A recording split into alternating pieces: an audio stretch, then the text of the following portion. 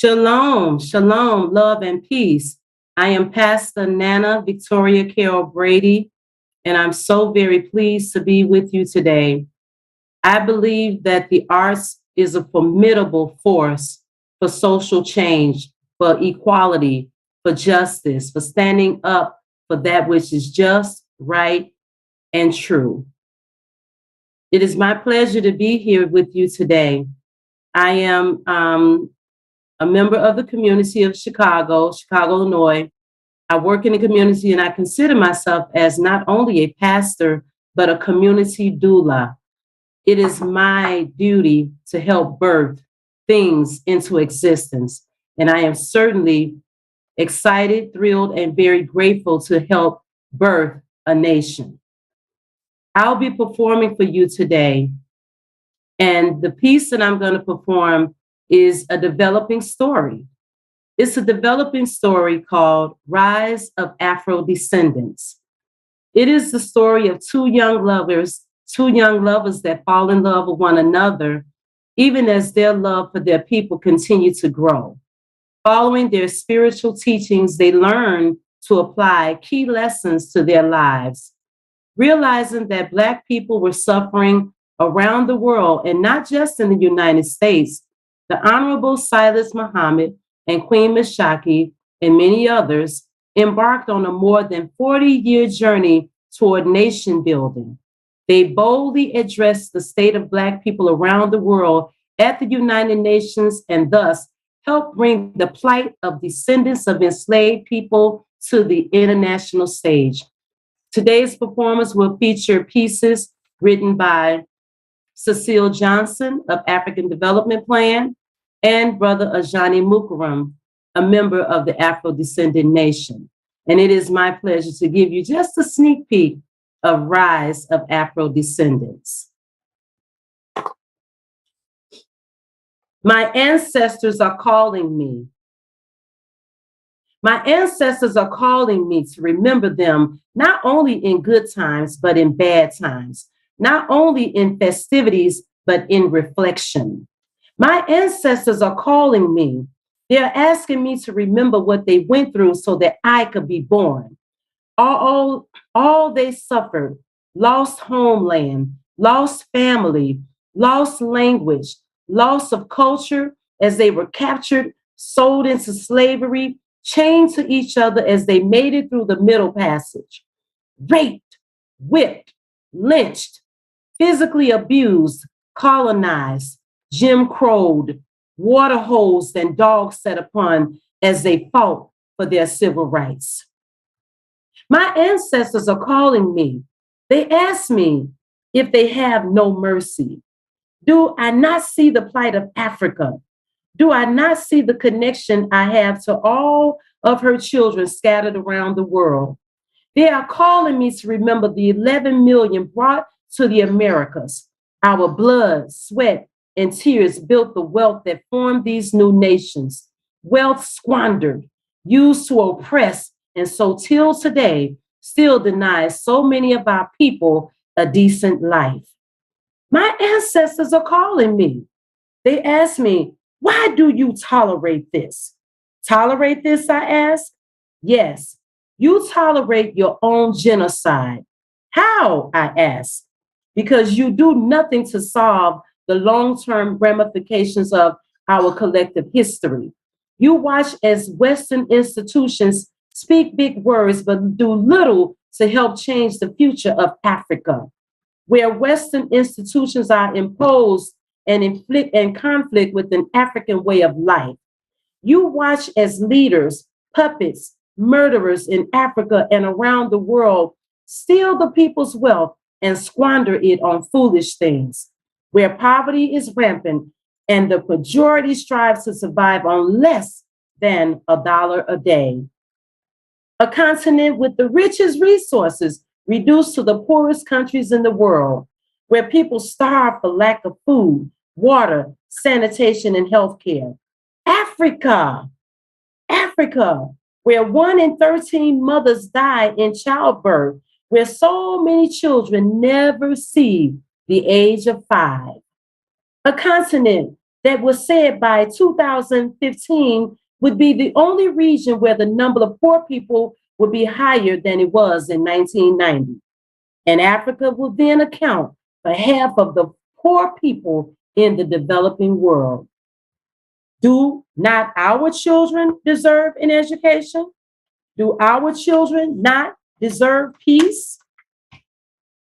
Do our children not deserve a future that is brighter than the one you are creating for them now? Why have you not helped?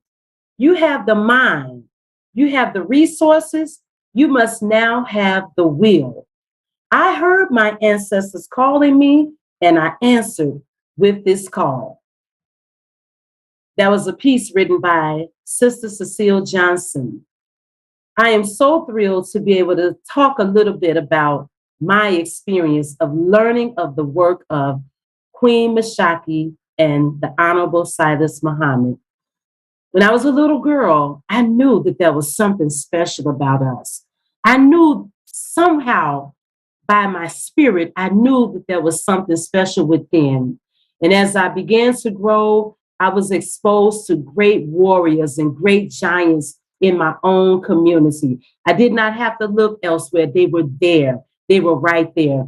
Nana Pastor Robert L. Lowe Sr., standing on the wall for social change, standing up for what is just and right. My own grandmother, Annie Bell Jones, an advocate, a human rights union organizer and defender.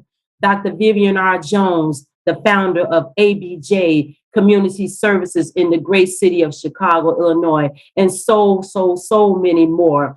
And the day came that I was blessed with the pleasure to meet the Honorable Silas Muhammad and Queen Mashaki. And I was so inspired and so excited about their work, the work of building a nation that I knew could exist, but I never knew that there were people out there working on our behalf.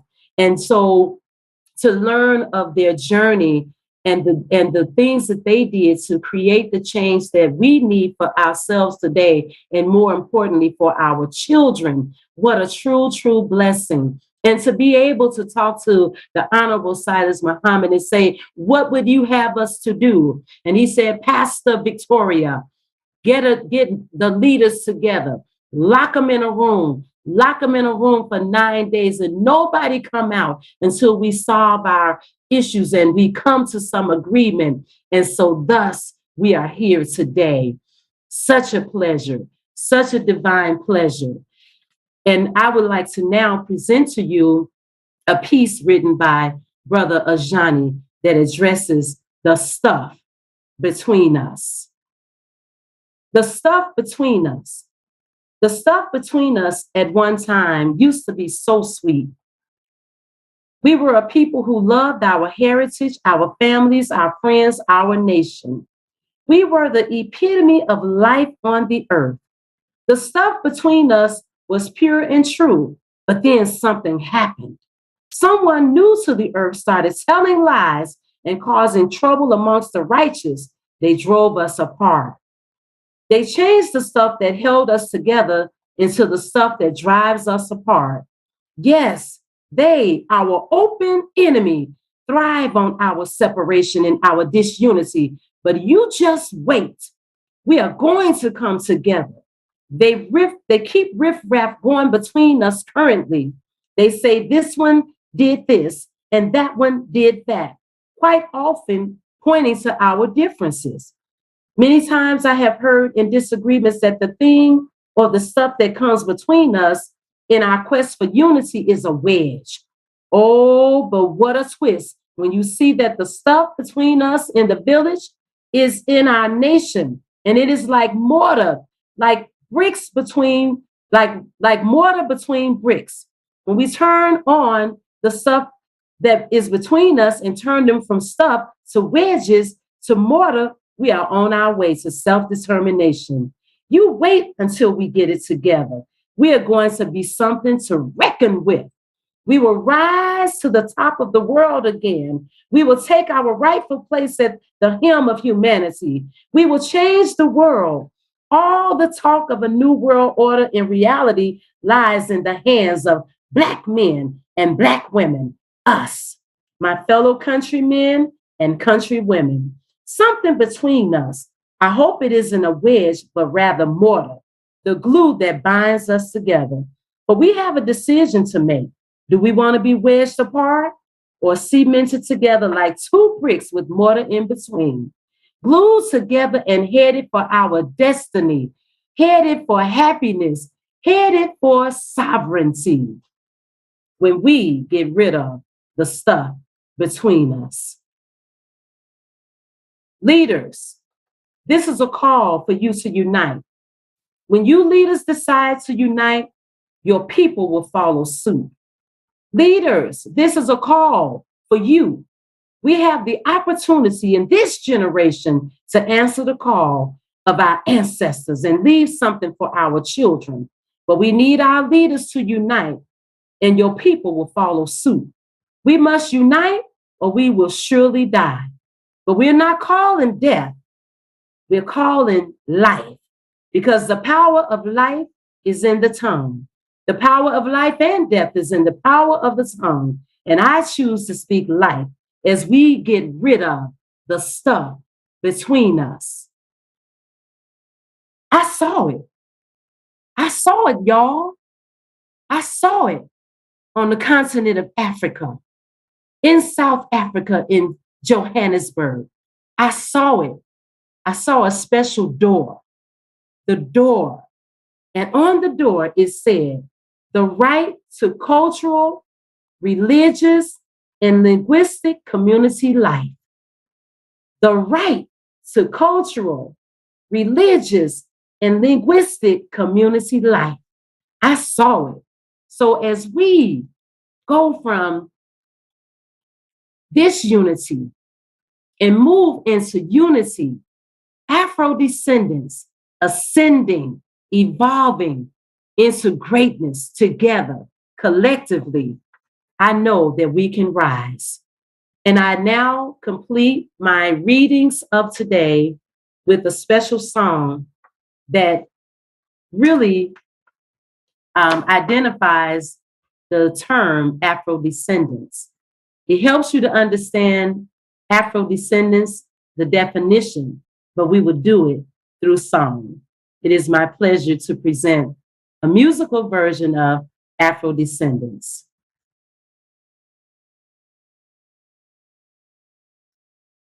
If you were forcibly dispossessed of your homeland, Africa, transported to the Americas in slavery diaspora for the purpose of enslavement, then you might see you're an Afro-descendant. Oh, oh, oh, yeah, yeah. And if you were subjected to slavery, subjected to forced mixed breeding, oh, and rape, and if you have experienced through forced loss of mother tongue, lost culture and religion, and if you have experienced racial discrimination due to lost ties or partially lost ties from your original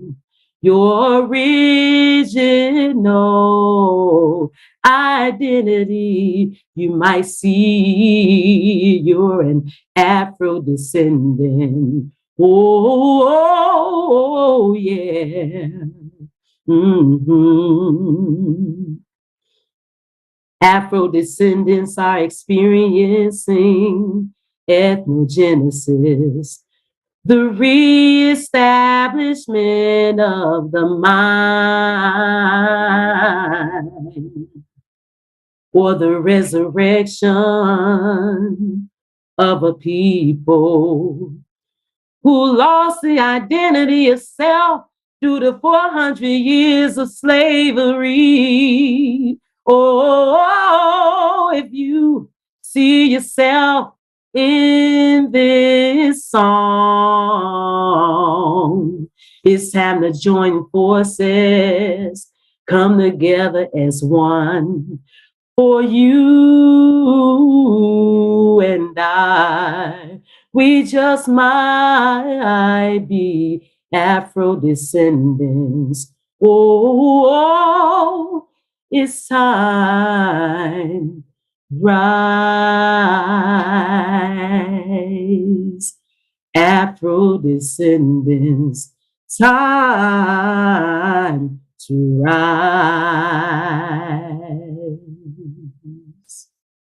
And I'd like to dedicate today's performance to the Honorable Silas Muhammad, Queen Mashaki, and the many, many others here today and those that have come before to see too the rise of Afro descendants. Thank you, President Akila Mukarram. Thank you, Dr. Bronner, Honorable Silas Muhammad, Queen Mashaki, and all of the committee that put this great event together. I am Pastor Nana Victoria Carol Brady, and I stand for what is just, true, and right for our people. Shalom.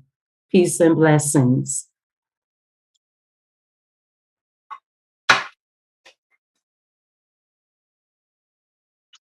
Wow. Let's give Pastor Nana Victoria Carol Brady a big round of applause for her magnificent performance.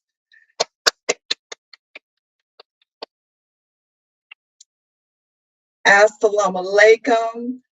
Peace be unto you all for being here with us this morning, afternoon, evening, and night, wherever you may reside. Welcome to the Afro-Descendant Nation Self-Determination Summit 2022, the first of more to come as we Afro-Descendants seek to become a self-determining people as other civilized people of the world do. I am Dr. Akila Mukarram, President of the Afro-Descendant Nation. I would like to recognize and welcome our monarch, Queen Mashaki Muhammad, and the Honorable Silas Muhammad, the man who is responsible for causing such an event. Welcome to our esteemed speakers and guests on the panel, whom you will hear from soon during this roundtable discussion. And welcome to you, our viewing audience. Thank you for being here with us today. It is a pleasure and honor to serve as moderator of this historical event, the Afro-Descendant Nation Self-Determination Summit.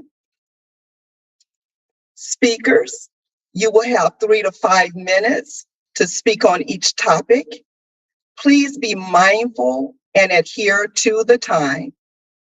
Invited panel guests, you may come in and ask questions during the 15-minute Q&A after all panelist speakers have spoken on the topic.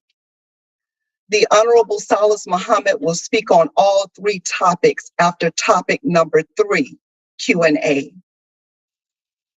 Etiquette in this virtual space. Please be respectful of self and others. Listen for understanding. Be humble. There are 2 sides to every story, and please seek the positive. Ensure that every voice is heard. This is our safe space. If you step away for a few minutes, be sure to turn your camera off until you return. Keep your mic muted until it is your turn to speak. Thank you. We will now begin with our first topic. Speakers, please give a brief introduction of yourselves and then proceed to answer the question of this topic when I call your name.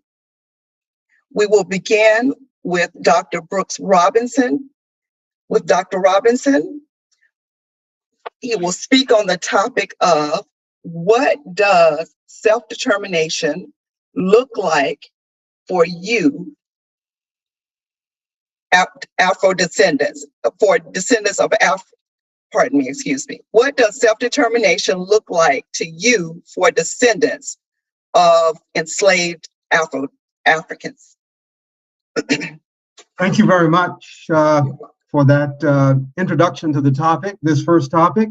I'm Dr. Brooks Robinson, founder and co-contributor to blackeconomics.org, which is an internet portal that features vigorous analyses of Black economic concepts, issues, policies, and plans.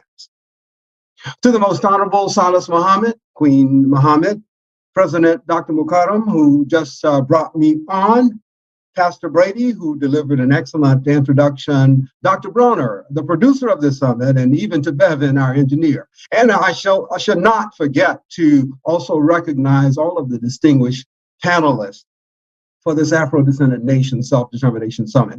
It's obviously a great pleasure and honor to be here, and I'm excited to have been invited to participate. I'll try to be as brief as I can be on this topic. Now, let's start by saying, in the field of scientific inquiry, probably the most important question is why. Accordingly, before we turn to the question that has been posed, how self-determination should appear to us, we should possibly ensure that everyone is clear on why we should seek self-determination.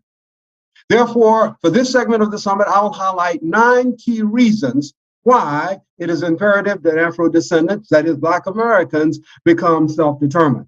Afterwards, I'll touch briefly on the question how self-determination should appear to us. The following 9 key selected critical circumstances, they're reasons why Afro-descendants should be motivated to seek self-determination. We'll start off by looking at number 1. Afro-descendant median household income for 2021 was just 69% of the nation's household income. Number 2, Afro-descendants' mean household wealth in 2019 was 7 times smaller than the mean wealth of white households.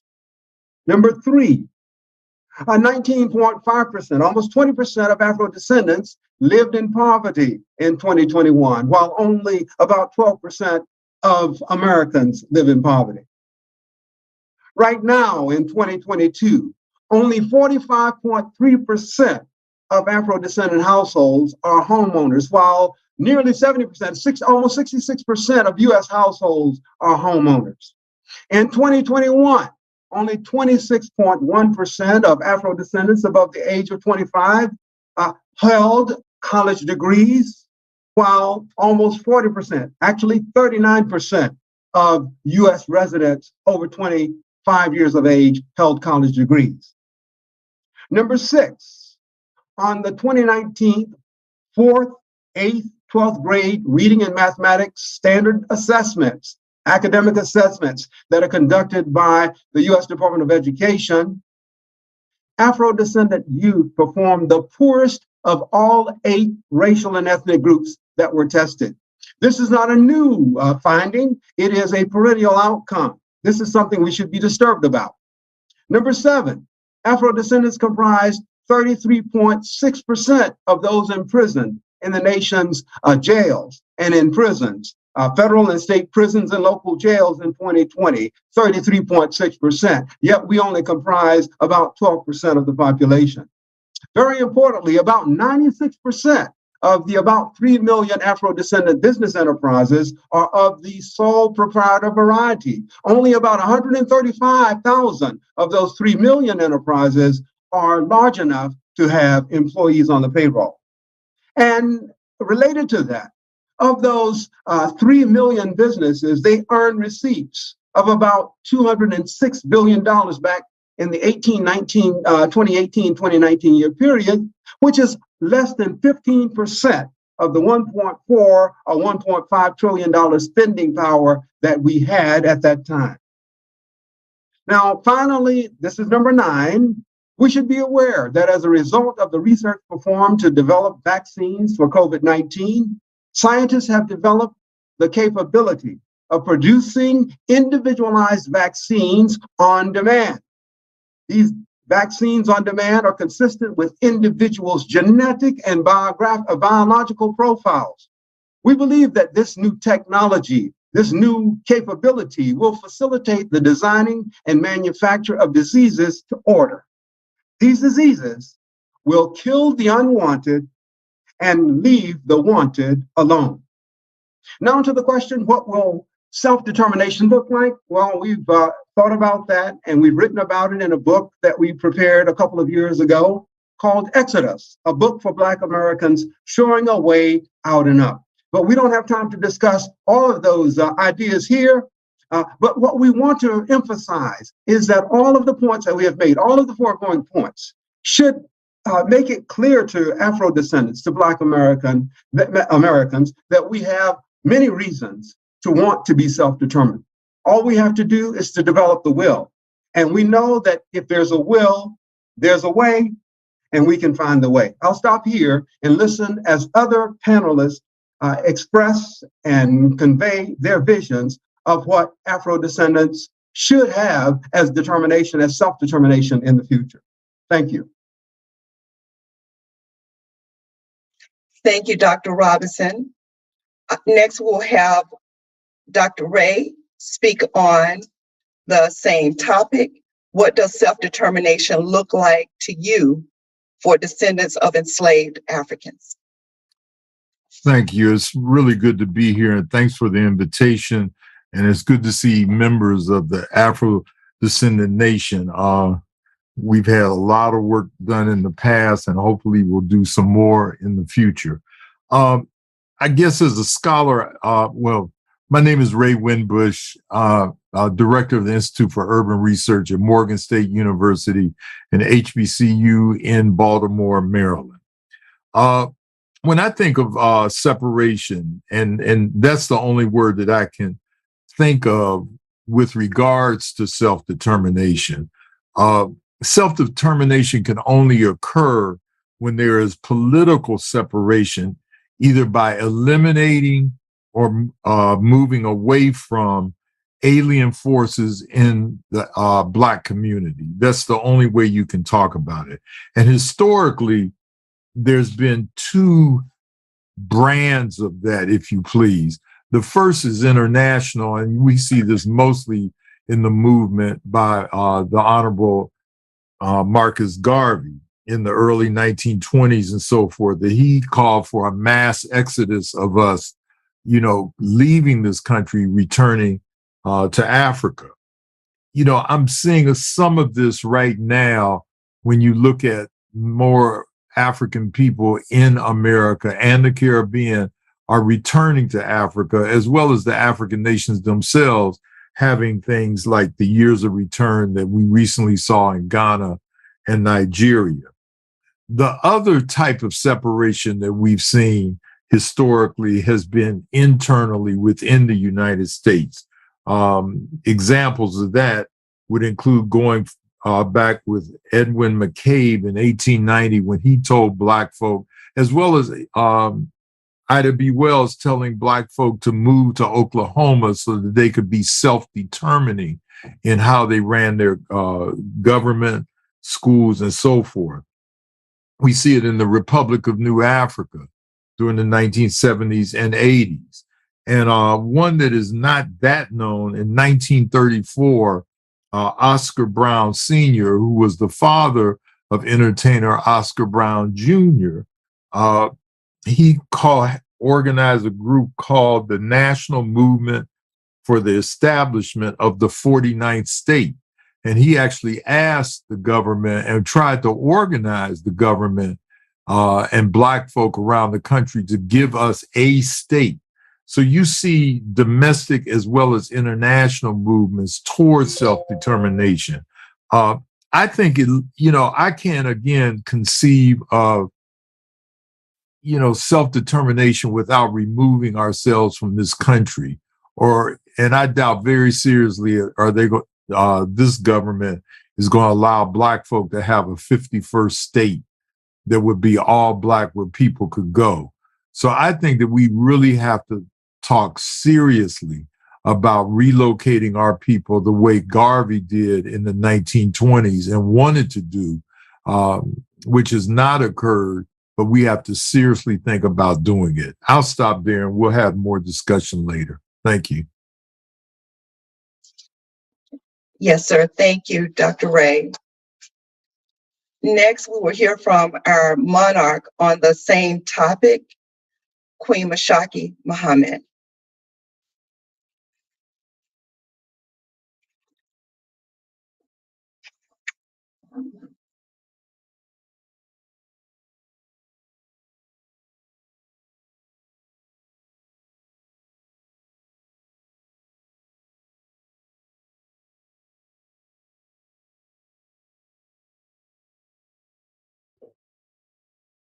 And he did it on their side.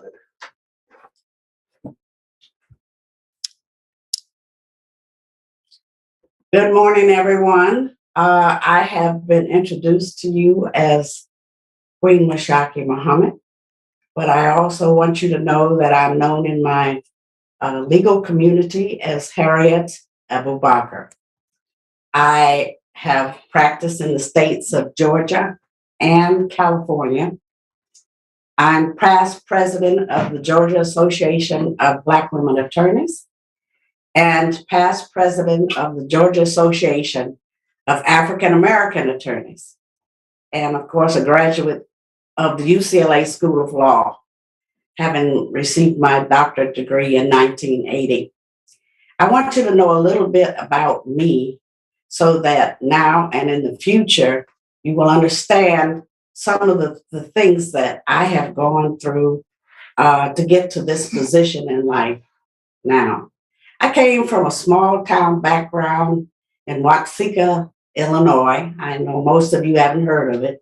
It's a small white town, and I grew up as a child in that environment.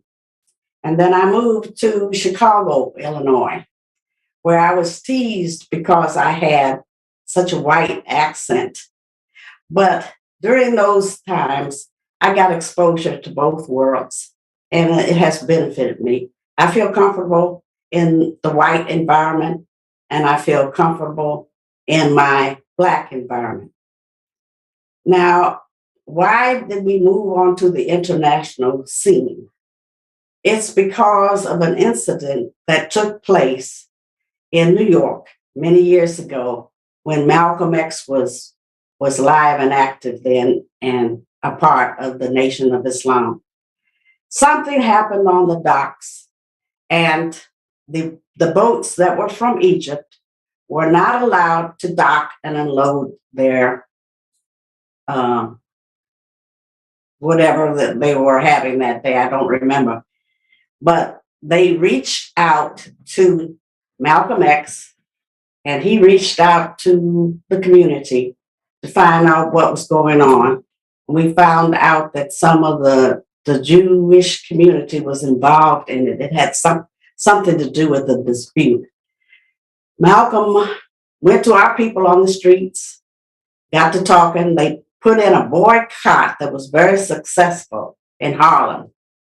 And soon, miraculously, the dock blockage was undone, and they were allowed to unload their equipment, their packages, everything.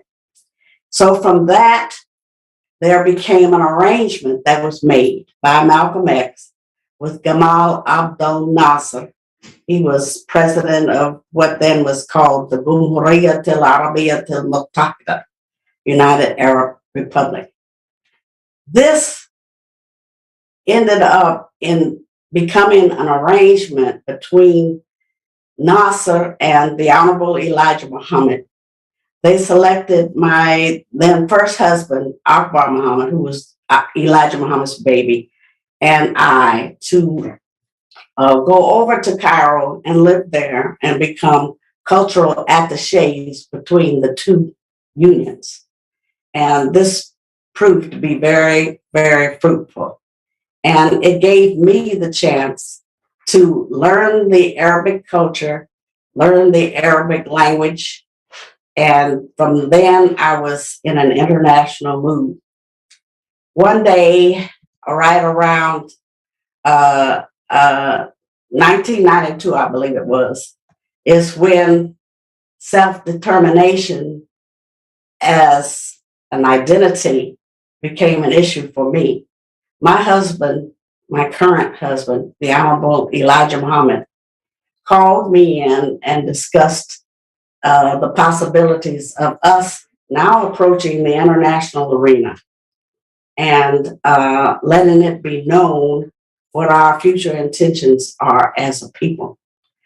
This was something new to me. I knew nothing about the United Nations, and I really had to start from scratch. And some of the nooks and crannies I had to experience had funny stories behind them, but because time is limited, I won't get into that. But my husband and I spent 17 years traveling to the United Nations in Geneva, Switzerland. And we were trying to get ourselves established and known as a people that fit on this world stage. I was traveling with my current husband, Silas Muhammad. And we learned a lot of things. During those first few years, we went under the auspices of a church there in Geneva that was giving us training in how to lobby in the United Nations. And at that time, I had no badge. I was not of NGO status. We weren't quite sure what we needed to do. So I did whatever was necessary. I found out that in order to give an intervention there, you had to come in under the auspices of a known and recognized NGO, which stands for non-governmental organizations.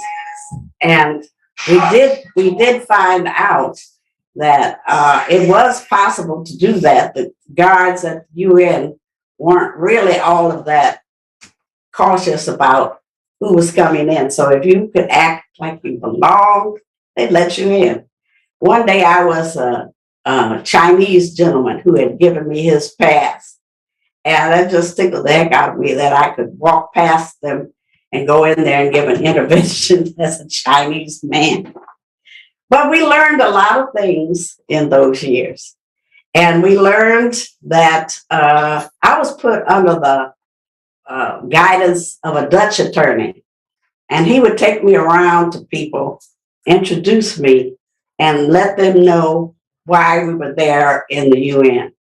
And I want to share this history with you because a lot of our people and the world do not know that that happened in that time and in that manner.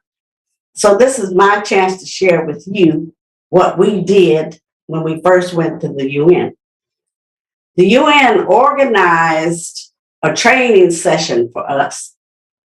They called it UNPO, Unrecognized Nations and Peoples Organization. And it lasted about a week. And we met in The Hague, the Netherlands. And what they did during that time was to teach us what we could do if we were interested in becoming a nation.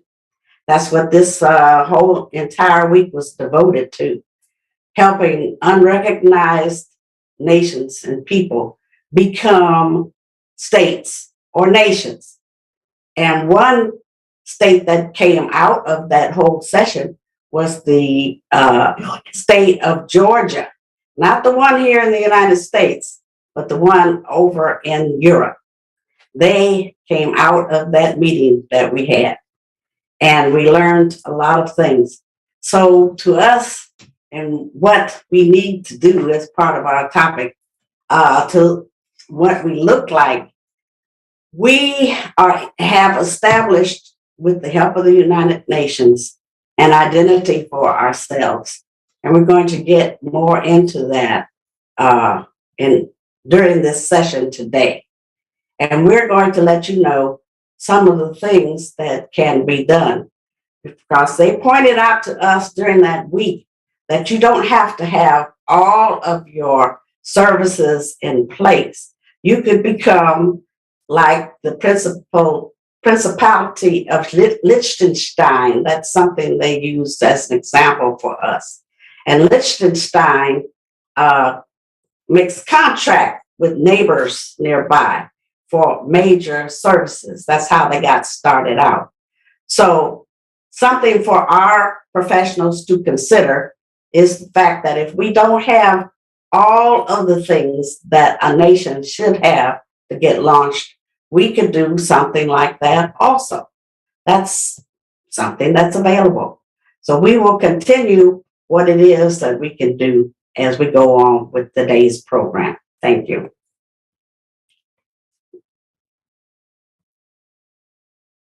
Thank you, Queen Mashaki. Next, we will have Brother Shaka Barak speak on the topic, what does self-determination look like to you for descendants of enslaved Africans? And please provide a brief introduction of yourself first. First, giving praise to the creator of the universe, to the Honorable Silas Muhammad and his wife, Queen Mashaki Muhammad, and the members of the Lost and Found Nation of Islam, and followers of the Honorable Elijah Muhammad, Messenger of Allah, Master Fard Muhammad. I say Assalamu alaikum. I'm also so very thankful to the High God for giving to us the Jamaican-born Honorable Marcus Mosiah Garvey, who gave to us the first and largest mass movement in the United States, the Universal Negro Improvement Association and African Communities League. I'm honored to be invited to participate in the Afro-Descendant Nation Self-Determination Summit 2022 alongside of these distinguished panelists. My name is Shaka Barak, a member of the UNIA, and have held many local, regional, and international offices. I'm also the president of the Marcus Garvey Institute, a research organization on the life and the works of the Honorable Marcus Garvey. I also have met Dr. Y.N. Clyde and went to the United Nations on several occasions with the International Human Rights Association of American Minorities. Today, because of my interest in the movie Woman King, I have regular conversations with the United Nations ambassador from the Republic of Benin. What does self-determination look like to me for the descendants of enslaved Africans? To me, the discussion begins thousands of years ago when Africans gave to the world the first civilizations, when we gave art, science, literature, mathematics, and to the world. To me, I must acknowledge the great empires of Ghana, Mali, Songhai, and the kingdoms of Dahomey, Yoruba, Ashanti, Zulu, Hausa, where African women were a major partner in building, maintaining, and expanding our civilizations, whether in war or in peace. I'm also reminded that in 1513, the Portuguese began the transatlantic slave trade and how hundreds of thousands of us landed upon the shores of the Americas. The horrors of this damnable institution of slavery carried out on the southern plantations and the sugar, rice, cotton, tobacco plantations throughout North, South, and Central America was the most barbaric practices ever employed by people calling themselves human beings. I am once again reminded of how our men and women have resisted. I remember the many petitions and complaints of our people for justice against taxation without representation, but also remember how we fought and died for freedom through the many revolts and insurrections. Because I remember, I am thankful to the Toussaint L. Overtures who gave us the Haitian Revolution. I am thankful to Paul Coffey who sought to set up a separate government in West Africa. And I'm thankful for the insurrectionists like Gabriel Prosser and Reverend Nat Turner. I remember how the Baptist and Methodist churches had a hand not only in serving as places of worship, of schools, and places of refuge, but they had hands in the insurrections. In 1865, when slavery was abolished, it was followed by 90 years of Jim Crow and Jane Crow-ism.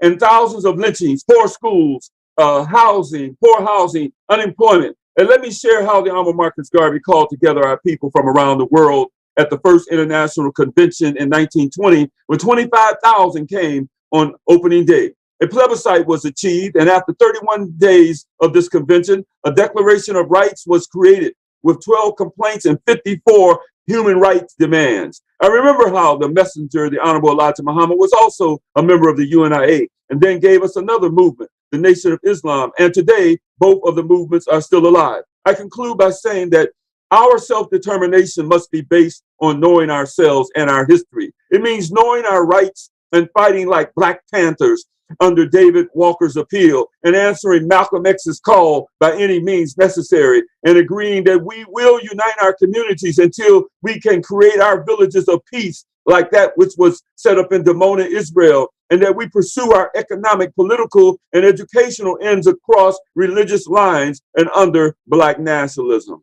Thank you.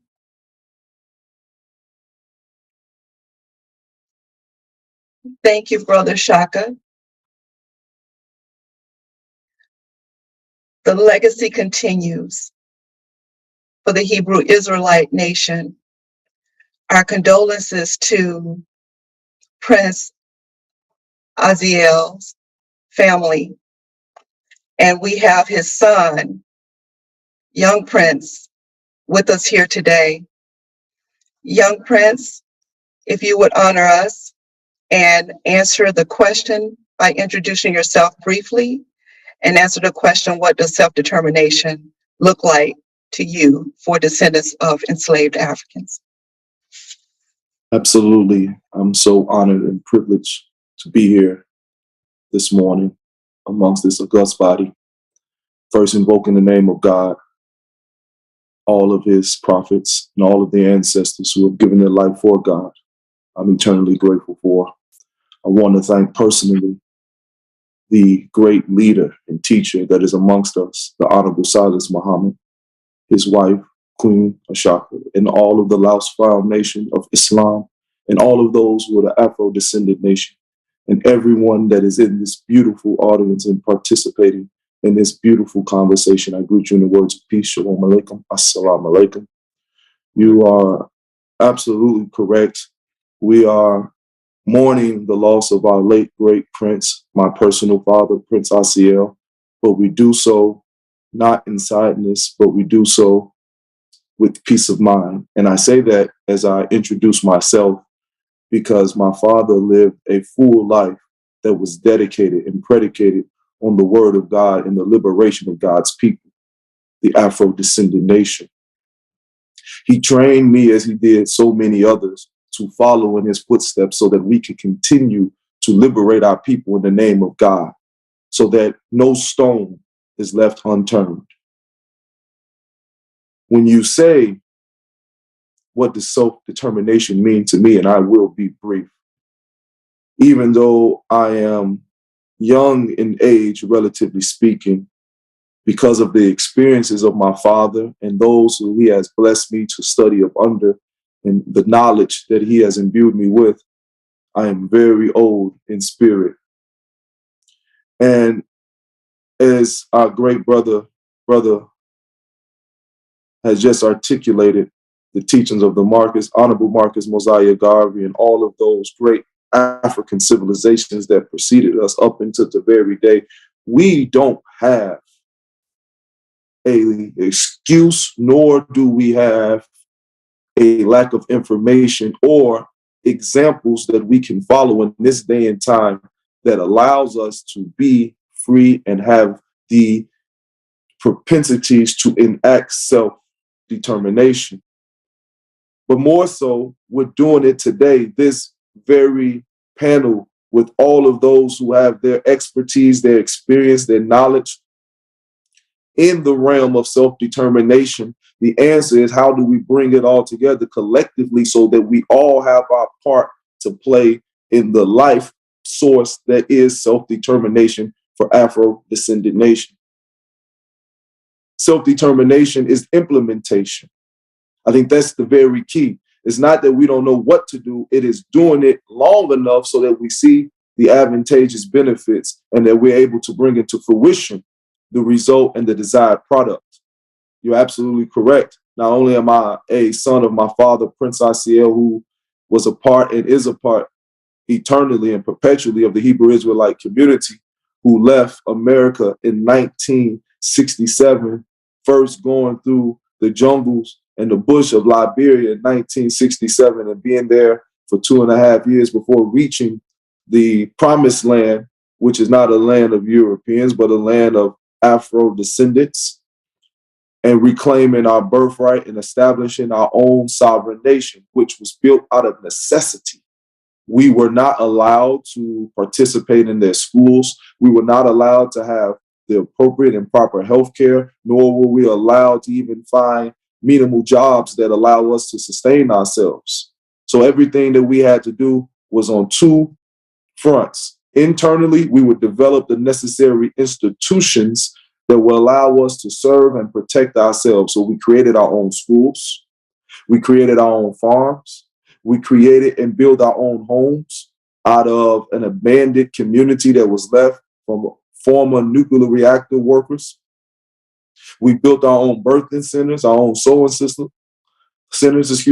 and on and on and on. But to finance that, we had to have an external component, which would bring in the resources. So we had to develop relationships with other sovereign nations. And that was my father's particular responsibility. Not only through America and the diaspora of the Caribbean and South and Central America, he went through the internal or the interior of the continent, reaching all of those who were amenable to Black people having the ability to self-determine their own future. And so we were able to bring the necessary resources in, whether it be support financially, whether it be access to raw materials, or whether it just be other sovereigns backing us as a sovereign ourselves. See, the part that we have to play supersedes whatever our own personal opinion is relative to self-determination. It is seeing the value in each and every one of us and what we bring to the table and allowing that to sustain us. That is the key, and that's how I see self-determination being brought into fruition, because I myself am a product of two worlds. My mother was a Muslim follower of the most honorable Elijah Muhammad and a student of him. And so my very life is the combination of the two. So I was blessed to not just see from the Hebraic perspective self-determination, but from one of the greatest examples known to man through the most honorable Elijah Muhammad and what he was able to do in America, created a nation unto itself. So we have all of the answers. Now we just have to do the work. And I believe that's what we're doing now. That's what we've been doing. If I look at the Honorable Silas Muhammad and the Lost Foundation and the beautiful idea to even grow the concept of a nation of Islam to the Afro-descendant nation, where it's all encompassing, that we're able to morph from 40 to 50 million to 400 plus million. What a beautiful thing. The sacrifice that him and the Queen did by going overseas and studying the necessary law that requires us to be a free nation. I mean, again, we have all that we need at our hands and at our feet. Now it's time to do the work, and it's imperative that my generation understands the sacrifice that was made for me to be here so that we can continue this work and we don't fall asleep and get lulled to sleep by the adversaries who want us to be perpetual slaves. Self-determination is unification. Self-determination is implementation. And that's what I see in this day and time. I thank you so very much for giving me this opportunity to speak. Yes, sir. Thank you, Prince Yusuf. Next, we will have Salih Muhammad speak on the topic, what does self-determination look like to you for descendants of enslaved Africans? And briefly introduce yourself. Thank you. Thank you, Madam Dr. Akila Bukaram, and I want to thank, send greetings to the Honorable Salis Muhammad and Queen Mashaki Muhammad. Thank you so much for having me here. I'm honored to be able to speak on this panel. My name is Salih Muhammad, co-founder of AYN Global, an acronym for Afro-Descendant Youth Network Global, Righteous Intelligence in the Fight for Human Rights and Self-Determinations for Afro-Descendants, and I'm from Washington, D.C. My vision of self-determination would be the unification of Afro-descendants within the global diaspora for the purpose of autonomous external self-government. According to esteemed law professor Hurst Hanum, self-determination has two aspects, internal and external. Internal self-determination is the right of the people of a state to govern themselves without outside interference. External self-determination is the right of people to determine their own political status and to be free of alien domination, including formation of their own independent state. There were two critical points in history where the United States government had a valuable opportunity to allow the so-called freedmen, now known as African Americans or Afro-descendants, the opportunity to manifest their internal self-determination. Malcolm X once said, "Revolution is based on land. Land is the basis of all independence. Land is the basis of freedom, justice, and equality." The first time the freedmen or African Americans were presented with the opportunity to partake in internal self-determination was when Special Field Order Number 15 was issued. It was a wartime order proclaimed by Union General William T. Sherman on January 16, 1865. As we all know, after the assassination of President Lincoln, President Andrew Johnson confiscated the lands from the freedmen and issued them back to the former Confederate slave owners. The second time the freedmen or African Americans were presented with an opportunity to partake in internal self-determination was during the establishment of the Freedmen Savings Bank, a bank established for the newly emancipated slaves. The bank was eventually embezzled of about $3.7 million from roughly 70,000 ex-slaves, which is roughly about $1.3 billion today by its appointed white administrators. Based on these two instances alone, I do not trust in our ability to practice internal self-determination here in America without interference. Thomas Jefferson once said, "Every man and every body of men on earth possesses the right to self-government," and I believe it should be external. Thank you. Thank you, Salia. Next, we will have Ida Hakeem speak on the topic, "What does self-determination look like to you for descendants of enslaved Africans?" And briefly introduce yourself. Thank you. Thank you. Assalamu alaikum. It's an honor to be here with you, and I appreciate the opportunity. My name is Ida Hakeem. How did I get the name Hakeem? In 1983, my martial arts instructor, Khalid Hakeem, handed me the book, The Fall of America, by the Honorable Elijah Muhammad. I'm a person very familiar with the Bible, and I've been seeking the truth for a long time. My thought was, this could be true. Khalid and I moved to the south side of Chicago. It was a culture shock. I had a lot to learn. I wrote to Mr. Muhammad, Mr. Silas Muhammad, asking him, what can I do? He answered, reparations. I remember the moment that I read his words. My first thought was, white people are going to kill me for this. I wrote a book entitled I Bear Witness, and I went to work studying reparations. I met Queen Mother Dorothy Lewis, and I learned from Cobra. In 1992, Mr. Muhammad asked me to organize and create a UN consultative NGO. I took the only path I could see and organized white people into Caucasians United for Reparations and Emancipation Cure. We got together and wrote the book, Reparations, the Cure for America's Race Problem. And we produced a second book, The Debtors, Whites Respond to the Call for Black Reparations. We also produced magazines. We met together. We did TV and radio shows. We assisted attorney Deidre Farmer-Pahlman in her lawsuit. We attended rallies, and in 1997, we achieved NGO consultative status. We had 120 members at that time. After that, we facilitated the participation of Black leaders at the UN 3 or 4 times a year for 9 years. And I'll talk more about what was achieved in the next section. I also would like to talk about what I'm hoping for and what I would like to do to help in bringing about a better world. What does self-determination look like to me? It looks like an absolute necessity. You must step away from the white world and develop your own world based upon your moral core. You have the wisdom of the ages, and we need you. The world needs you. I don't have the qualifications to create that world with you. It's for you to do. My desire is to assist you in finding the way to unite as a human family. I believe that's a must in order to attain your freedom and recognition as a people. Thank you for listening. Assalamu alaikum. Thank you, Ida.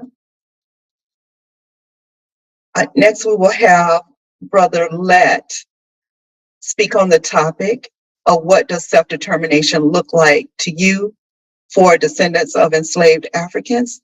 And please briefly introduce yourself.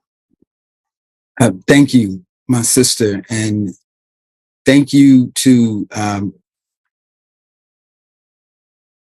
the family for inviting me to be on this panel today. My name is Willard Leck. I am the male co-chair of the National Coalition of Blacks for Reparations in America. Founders of this organization had the insight back in the early 80s to create a leadership structure that has both a male and a female co-chair. So I bring you greetings from the female co-chair, Sister Kenneth Henry. And again, thank you for the opportunity to address this question on behalf of NCOBRA of what does self-determination look like for descendants of enslaved Africans. The National Coalition of Blacks for Reparations in America is a mass-based coalition organized for the sole purpose of obtaining reparations for African descendants in the United States. The National Coalition of Blacks for Reparations in America, or NCOBRA, was formed as a coalition in the mid-1980s to bring together the different groups working for reparations for African chattel enslavement at the time. A key organizing force was Baba Imari Obadeli, our ancestor, and also the organization, the Republic of New Africa, and which is also known as the RNA. And the RNA was founded on the principle that people of African descent were not given a choice. They weren't given a choice regarding their initial kidnapping and enslavement, and they were not given a choice regarding their fate after the end of the internal political conflict we call the American Civil War. Now, the RNA chose to establish a separate nation in the Black Belt states of the US, but recognized that there were other options. Physical separation from Europeans while remaining in this country is one option. There's also repatriation. Repatriation, traveling to a different country, whether on the African continent or in the Caribbean, is another option. And then finally, integration into American society is a third option. So we have separation, repatriation, or integration. And as we look at the history of African people, we see that there have been leaders, there have been movements that have championed in all three of those strategies at different times. Now, NCOBRA thinks self-determination for the descendants of enslaved Africans looks like a plebiscite. A plebiscite is a gathering of a group to decide for themselves what they do, where they go, and what their future will be. A plebiscite is what has historically been denied to Africans enslaved in the US. A plebiscite would provide descendants of enslaved Africans the opportunity to choose their fate, to decide for themselves, to self-determine their own fate. A plebiscite requires education, engagement, and action on the parts of the descendants of enslaved Africans in order to not just make a choice, but to make an informed choice. And we've heard from the previous speakers parts, and of all these both strategies as far as which way to go, but also we've heard folk talk about the different elements of the kinds of education or the kinds of engagement or even the kinds of action ultimately that will be required collectively for the both a plebiscite and or for legitimate self-determination. Because self-determination cannot exist without our determining our fate ourselves. And that requires a plebiscite. What a plebiscite will look like has to be determined by us. The outcome of a plebiscite may result in different people taking different actions, different approaches, different journeys, either separation, repatriation, or integration. Self-determination is our making the determination ourselves. And part of the plebiscite process, again, is that it doesn't have to be, one thing about European culture is it only allows, you can only be one thing. It only allows for one thing. But really, the reality that we live in and our experience is that we're many things. We're multifaceted, have many multi-dimensions to our experience. And so a plebiscite would allow for more than one choice. It doesn't have to be majority rule. We got the most, this particular option got the most votes. That's the only thing that we can do. But to be truly self-determining, we have to provide the kinds of information and participation that allows for making an informed choice and the resources to carry through on whatever that choice may have been that was made. And Cobra has spent much of its time working on the educational part of the reparations equation. And ultimately, we look at the idea, we look at the notion, we look at the implementation of a plebiscite for the descendants of Africans formerly enslaved in the U.S. as the prime strategy for self-determination. Thank you. Thank you, Brother Lett.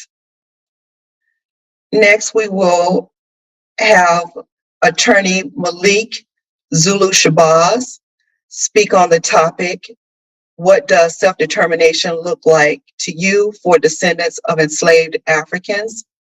And please briefly introduce yourself. Thank you. Greetings. Can you hear me? Yes, sir. Okay, thank you so much. Assalamu alaikum and Black Power. Greetings to all of my dear brothers and sisters from these strong organizations from all over the country. It is my honor. My name is Malik Zulu Shabazz. I am the president of Black Lawyers for Justice, and I'm the national chairman of the new Black Panther Party, which is in at least 40 cities in America and throughout the world. I want to say that it is an honor to be on here with the Afro-descendant nation and all of its leadership, and to be a part of this very necessary and professional process that has been given to us through the Honorable Silas Muhammad. Well, I'm very happy to have been invited here to be a part of this process. I honor the Afro-descendant nation and the members of the Lost Foundation of Islam for pulling together such distinguished leadership. I won't waste your time with so many important guests. And I'll get right to the point. Self-determination, it starts looking like what we have here in this conference this morning. It looks like we have a form of a government. It looks like that we have some very capable leaders at the table who have decided that their collective will be brought about together. Honors to Cobra, honors to Charles, Barron, and so many great groups here. So I do want to emphasize that the bringing together of this gathering is a great sign of what we ultimately hope to accomplish. The United Nations Charter clarifies two meanings of the term self-determination. Says a state, said states have the right, or people have the right to self-determination in the sense of having the right to choose freely its political, economic, social, and cultural systems. Second, the right to self-determination is defined by the UN Charter as a right of a people to constitute itself in a state or otherwise freely determine the form of its association with an existing state. Both meanings have their basis in the Charter, Article 1, Paragraph 2, Article 55. So clearly the UN Charter, again, the second point applies to us. It says it defines the right of a people to constitute itself in a state or otherwise freely determine its form of association with an existing state. That seems like us inside of this United States of America. And also it sounds like they're talking about what I came into this movement for.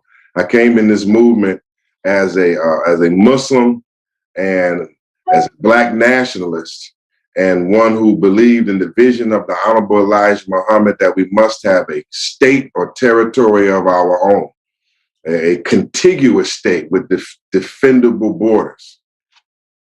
Okay, just to open up, and then I want to continue to learn.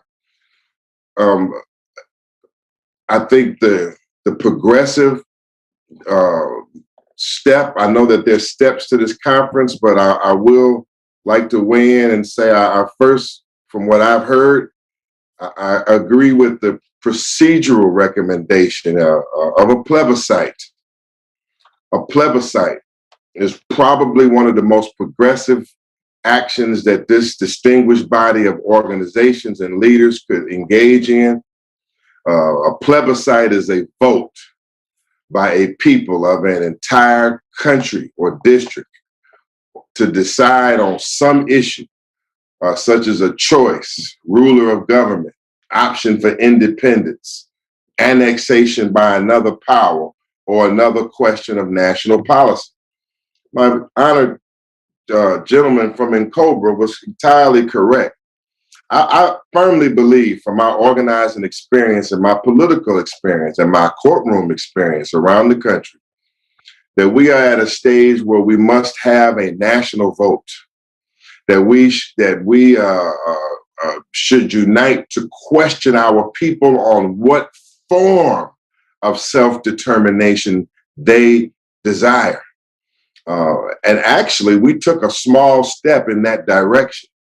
In Juneteenth in Mississippi, there were at least 20 Black nationalist organizations, mainly self-defense groups, which included the New Black Panther Party, Huey P. Newton Gun Club, or a lot of the groups that you might see online, where we all gathered in Mississippi. And there was a plebiscite agreed on by the leadership of this body of organizations, this specific block of organizations. And there were 4 key national questions on the ballot. We had a ballot signed, and we are currently promoting that ballot. And the ballot decided the forms of self-determination that we desired and agreed on. So what I want to say to conclude is that self-determination is yes, full and complete control of our lives. Best comes in the form of a state territory of our own. It's, in my recommendation, it's best to gain momentum, to get us to working together, to get us a project or an assignment where we can reach the masses of our people. I'm certainly for a plebiscite, a mass vote to get down so we can educate our people on educate our people who want liberation, but we can educate them and galvanize ourselves, organize ourselves, and put us a mass vote to the people so that we can get up out of this condition after so many years of the message that Master Farad Muhammad and Most Honorable Elijah Muhammad, Marcus Garvey, and Malcolm X, Honorable Huey P. Newton, Dr. Khalid Muhammad, my teacher, that they gave us. I thank you this morning for giving me these few moments. I'm here as a participant. I'm honored to be on. And assalamu alaikum and Black Power to you all. Thank you, Attorney Malik. We're about to move into our Q&A for our invited guests.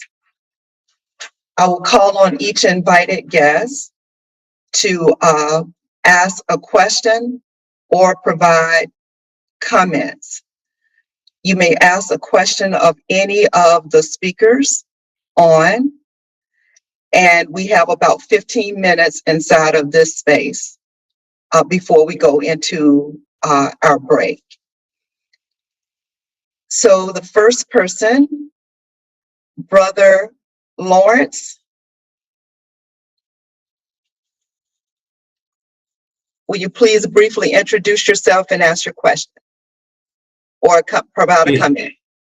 Yes, I'm Lawrence Tunsil, co-founder of Citizens Organized for Environmental Justice. And first of all, let me say Asante Sana and thank you to the Afro-Descendant Nation and Dr. Brooks Robinson for inviting me to this most critical discussion. And I'm sure we are all agreed that seeking to become self-determined is, as Dr. Robinson so eloquently stated, an endeavor in which we all should be engaged. I was particularly intrigued by his characterization of the question, why? So while we as Afro-descendants are overrepresented in all of the negative categories and underperforming in all of the beneficial sectors, we must return to the haunting question of why. Why are we in this condition? So in order to move forward, we must determine what is at the core and the base of our condition. And it is my contention that finding a way to address the wretched mental and psychological condition of the masses of our people should be at the very top of any list of correctives. Self-hatred, negative self-image, low self-esteem, and I might add, addiction to white. That's Dr. Jerome Fox wrote that book, by the way. Are all pathologies that, if treated successfully, would not only make us competitive, but will unleash the long-stammered creative genius that built the world's first civilization. So my question to the roundtable, how do we bring our people back to some semblance of sanity?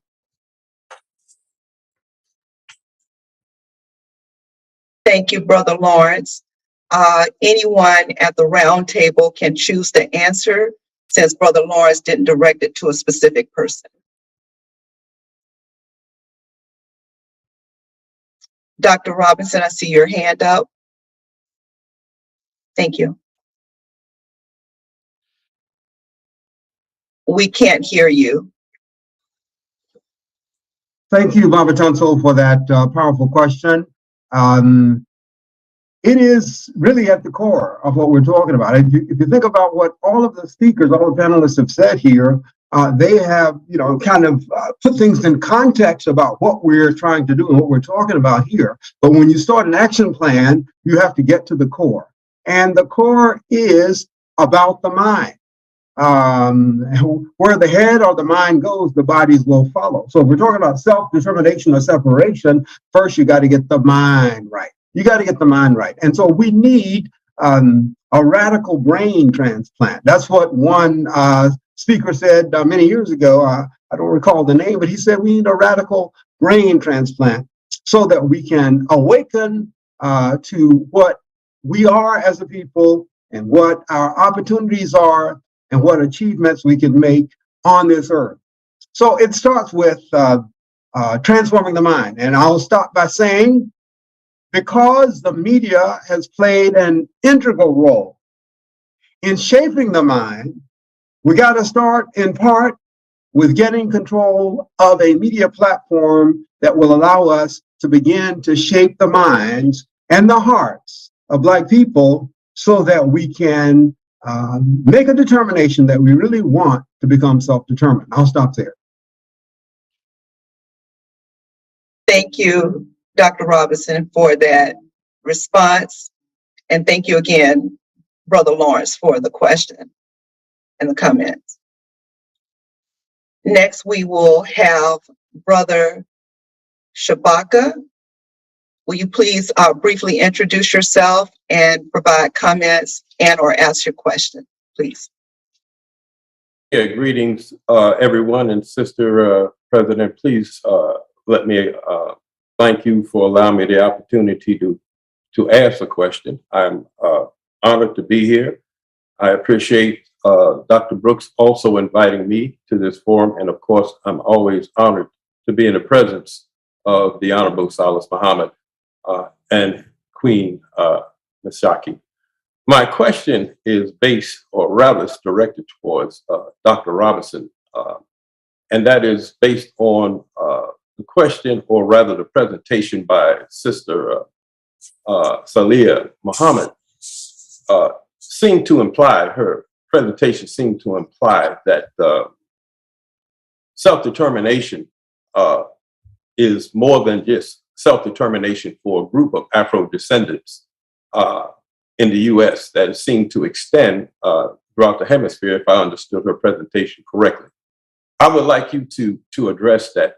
How do you see it specifically addressing the Afro-descendants in the US? And is it necessary, in your opinion, that there would be some collaboration or interaction or formation with Afro-descendants in the Western Hemisphere? Thank you. Dr. Robinson. Thank you very much, Baba Shabaka. You raised an interesting question, and you referred to Sister Salia. Let me take a second and correct Sister Salia on something that she should know before I answer your question. She talked about two opportunities for self-determination. She talked about the 40 acres and a mule, and she gave another reference as well, the Freedmen's Bank. The reality is that even before the war, or about the time of the war, President Lincoln called Black leadership in. He called them in and he asked them, he said, look, we don't really want you here, and we can help you get your own place, most likely down in Central America. What y'all say about that? Well, the Black folk, the Black leaders, rejected the opportunity to establish our own homeland. It might have been a colony initially, but over time, just like the African nations have become independent over time, we possibly could have been an independent nation today. But Black leadership did not do its job properly. I'll stop there on that, and you can do the research on it. There were other movements too, at about the same time, the so-called Cherokee movement, where some went to an island. It was kind of a disaster. But the main point is that Black leadership rejected an opportunity for Black Americans to have their own territory in what is now Central America back in the 1860s. Now, to answer Brother Shabaka's question, and I'll be brief. In my view, I think that we should focus on ourselves first. I mean, you can't help other people if you can't help yourself. So we need to get our own act together, organize ourselves in whatever manner we decide to do that, and then reach out.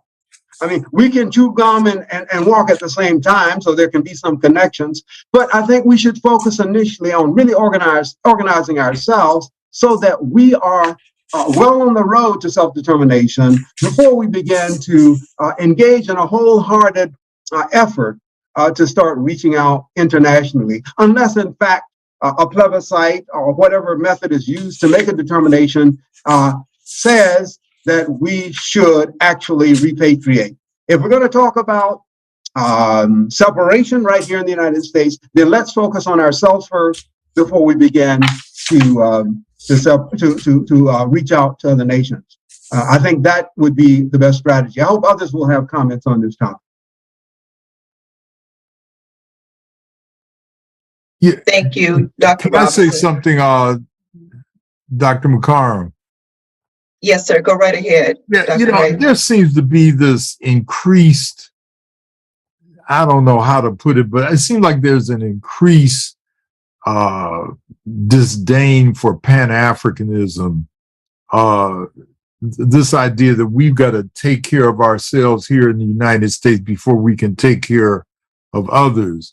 And, you know, it seems to me that that goes against what the Honorable Marcus Garvey wanted, because he clearly wanted everybody, you know, Africans throughout the world to unite to return to Africa. It clearly goes against Kwame Nkrumah's idea of a united Africa, where he did go across borders or attempted to go across borders before the CIA undermined his movement.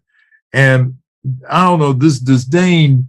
And then, I mean, here in the United States, we see it in this so-called ADOS movement, or, you know, African descendants of slave, a name I detest. You know, and I hope that we're not at a point that we're saying, let's do us before we do other people. And I understand that we have issues within our own community.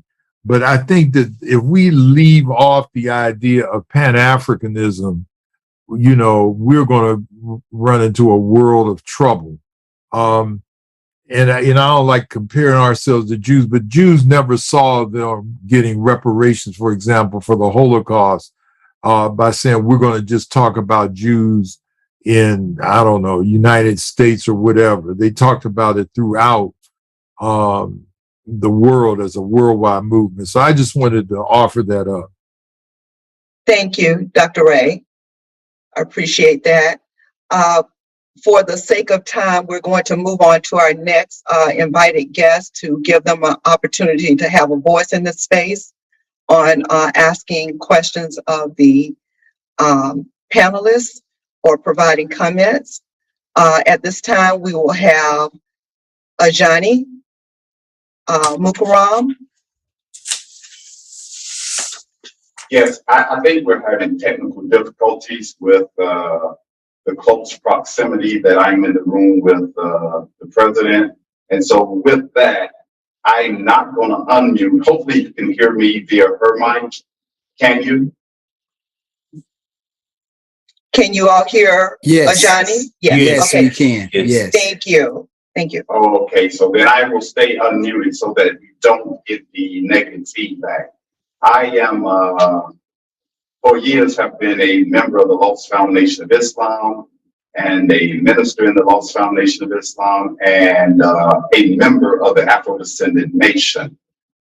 First of all, thank you. I have been on this mission of supporting the Honorable Salis Muhammad and Queen Mashaki Muhammad, and have been a voice both nationally and internationally in this arena of self-determination, traveling to the United Nations and traveling abroad, speaking on behalf of Black people and Afro-descendant people throughout the world, the global world. My one question is, when we talk about self-determination, and I know we are talking about, as Sister Celia said, and as Prince Yusuf said, in terms of perhaps looking outside of the United States of America. But I'd just like to ask Brother Willard, and I'd also like to ask Dr. Ray Winbush, because I know when these movements happen, most times it's the youth that really push the movement. Now, I'm far past my youthful days, but I first came into this, myself and President Mukaram, as college students on the campus of Tuskegee University. And Dr. Ray, Winbush, you being there on the campus, HBCU Morgan State, how do we get our youth involved in the self-determination movement? How do we, Prince Yusuf, get the youth involved and galvanize and helping us push the self-determination movement forward? For they are the voice, and they have the means through social media, through TikTok, through Instagram, through Snapchat, through Facebook, to help us move this along. And with that, I'll submit my questions to Dr. Ray Winbush, Dr. Yusuf, and Dr. Willard. Brother Willard. Thank you. Well, one of the things we have to understand, I think, as older people, is that social media has really grabbed the attention of of our young people. I teach young people. I'm teaching a class this semester at Morgan called Theories of Personality, as I'm a psychologist. And this is not an exaggeration, and it doesn't reflect necessarily on Morgan State students, but a couple of weeks ago, I mentioned, almost casually, Clarence Thomas as an example of self-hatred. And one of the students in class, sister raised her and said, Dr. Winbush, who is Clarence Thomas? And I didn't want you never disdain a student or say something negative to put down a student when you're teaching. So I said, would someone in class tell this young lady who Clarence Thomas is? This is a class of 35 students and no one knew. Our young people have, and I told her, of course, who he was. Our young people have really, sustained from K through 12 educational abuse. That's the only way to describe it. So by the time they get, if they go to college and if they go to an HBCU, we have to, undo years of, miseducation, as Carter Woodson called it. I think what you have to do, you have to, deliberately use deliberate psychological, methods and expose them directly, in almost a forced way. TikTok, as you just mentioned, Snapchat, Facebook, Twitter, all of these things, they are really grabbing the attentions of our young people. What do they say? The average American reads 2.5 books a year. We don't even finish the third one. And reading right now is not as fundamental as it was in our generation. And so I'm more aggressive. And there's a few of us at Morgan State, as there are at most HBCUs, that are very aggressive in trying to expose our students to ways of learning that just makes them learn. You gotta be, they love me to death, but there's certain things that I just tell them they have to do this, because if they don't do it, they're not going to succeed in the world. And I'm troubled by the fact that we have less and less Black nationalist young people in our midst. They got Dr. Winbush, excuse me, I'm sorry. Don't mean to cut you off. No, that's all right. We I'll are stop in a there. time constraint, No and problem. we are at our 15-minute break. So I need to provide that 15-minute break. If we have time towards the end, because when we come back, we'll pick up with the next topic, the question, because there were two other people that was question was directed to. If we have time in this space to answer that, we will.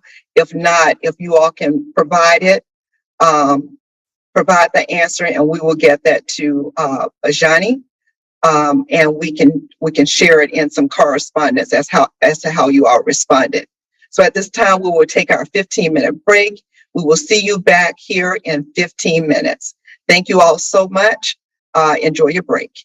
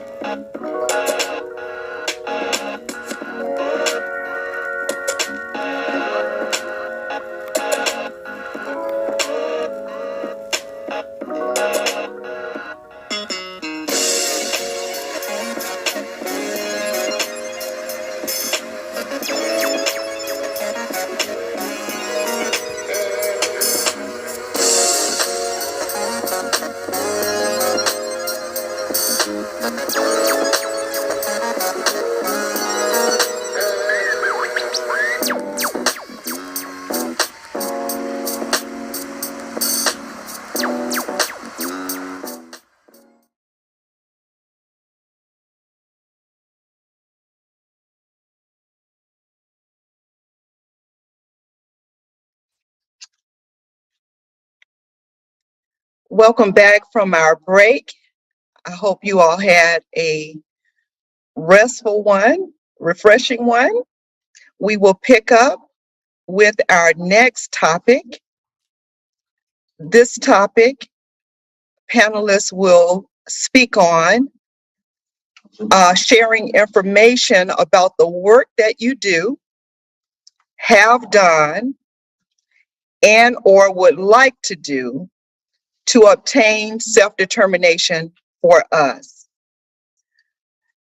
I'm asking you to adhere to the time of 3 to 5 minutes for each speaker.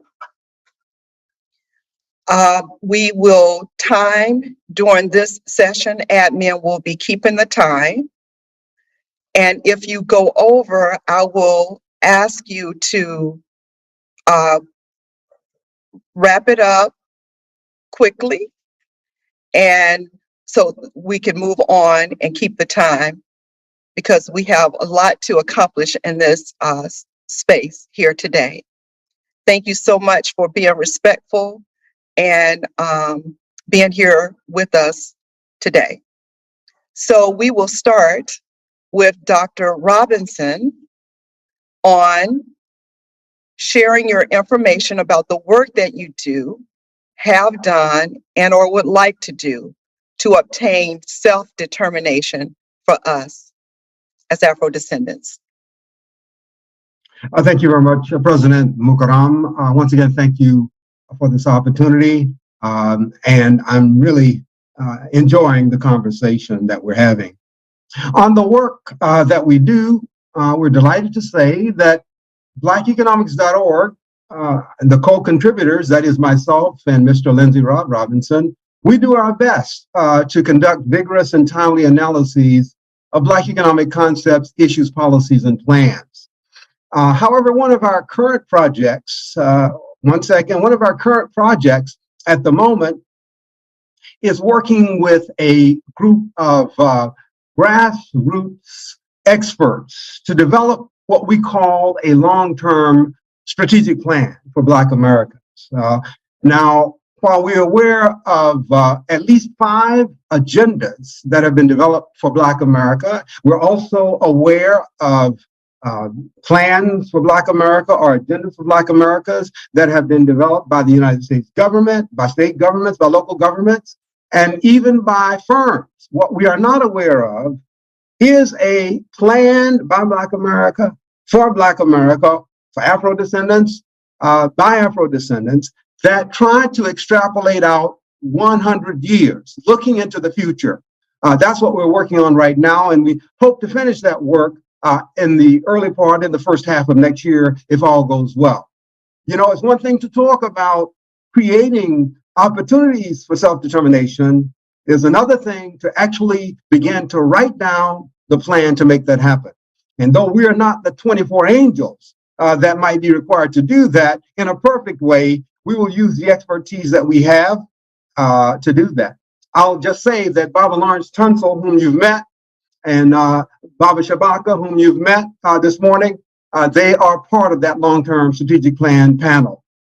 Now, on what we would like to do to enable Afro-descendants achieve self-determination, there are 3 things. The first thing, as part of that long-term strategic plan, we want to help build a National Black Council or Congress that will have leadership of important Black organizations, Afro-descendant organizations, and individuals who can convene to actually implement, to control the implementation of the long-term strategic plan that we are developing.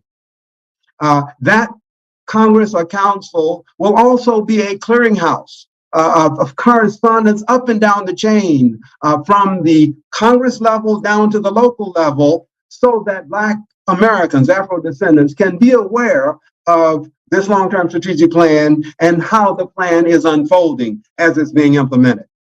That's one thing, to develop that National Black Planning Council or Congress. Secondly, we know that it is critical that we have the ability to communicate. And so one of the things that we want to do is help develop or evolve a media platform that can be a 24/7 type network that allows the National Black Planning Council of Congress and any other important voice to actually be in the household, be in the hearts and minds of Black Americans at any point in time when it is necessary to convey some important information about developments that concern us. Now, right now, myself and others in this long-term strategic plan panel are working with a small internet radio station down in Birmingham, Alabama, called Sankofa Revolutionary Radio. And that station, though it is small today, has the potential to evolve into part of that network that will allow us to reach into Black homes and to the hearts and minds of Black people 24/7 in the future. So we need a communications platform so that we can shape the hearts and minds of Black Americans and help us achieve self-determination. And then the final thing that I'd like to work on, and that I plan to work on if all goes well, is to do what many of you have talked about, and that is develop a more specific strategy for increasing the unity and trust of Black Americans. You know, our biggest problem, one of our biggest problems, is the unity and trust, the absence of that unity and trust. And it is that absence of unity and trust that is preventing us from actually achieving our goals, our desires. And so I'm very interested going forward to work on helping Black Americans develop more unity and trust. So develop that National Black Planning Council, our Congress, develop that Black media platform that can reach Black Americans at any time. And then third, help Black Americans come together more effectively under unity and trust. Thank you so much. Thank you, Dr. Robinson. Dr. Ray, will you please share information about the work that you do, have done, and or would like to do to obtain self-determination for us? Well, I try to educate by any means necessary. I think the biggest contribution I've made is try to document many of the things that have happened through my books, the 4 books, the latest about Frances Cress Welsing, because the world, I still think that she has one of the most important theories that have been offered in the past 50 years to African people. Also, you know, they say if you can't, you know, lick them, join them. So I've tried to be influential on a mass level with film. Ryan Coogler, the guy that directed Black Panther, approached me a few years ago and asked, because I was a student thousands of years ago at the University of Chicago, right after Fred Hampton was assassinated by the FBI. So we worked together and I did the research on the film, Judas and the Black Messiah. Also, Charles Burnett, the filmmaker, we did a film a few years ago called Nat Turner, Troublesome Property.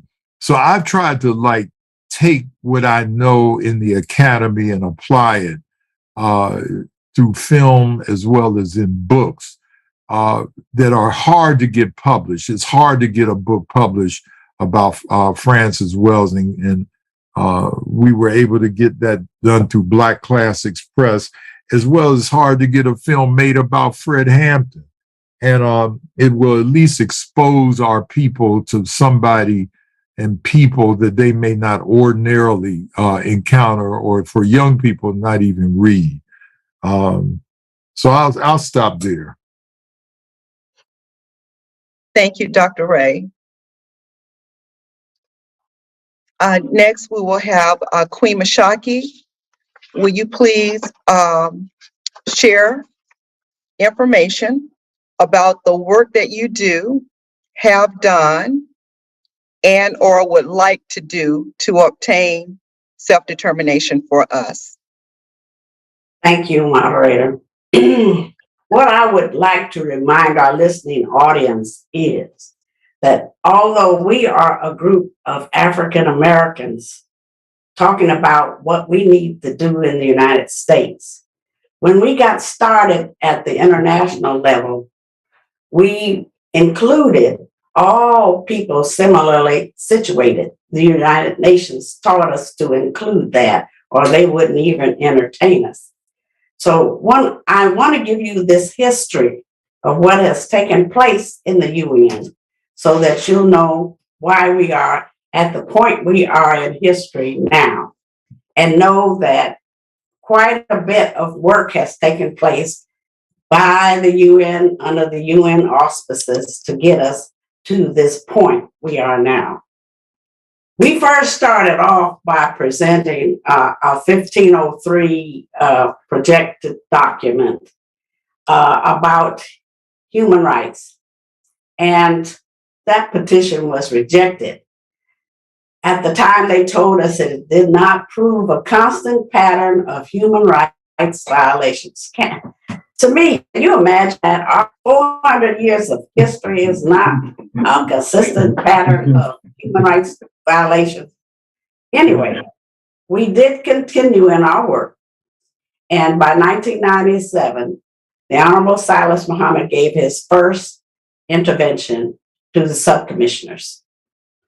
He let them know that this systematic, continuous, gross violation of our human rights should be protected by international law. He pointed out to the documents that they had in existence then.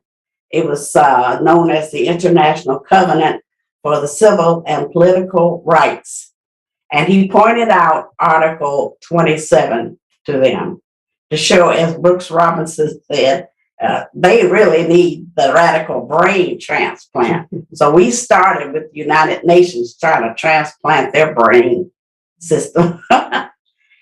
That statement in that document says, and I quote, "In those states which ethnic, religious, or linguistic minorities exist, in persons belonging to such minorities shall not be denied the right in community with other members of their groups to enjoy their own culture, to profess and practice their own religion, or to use their own language," end of quotes.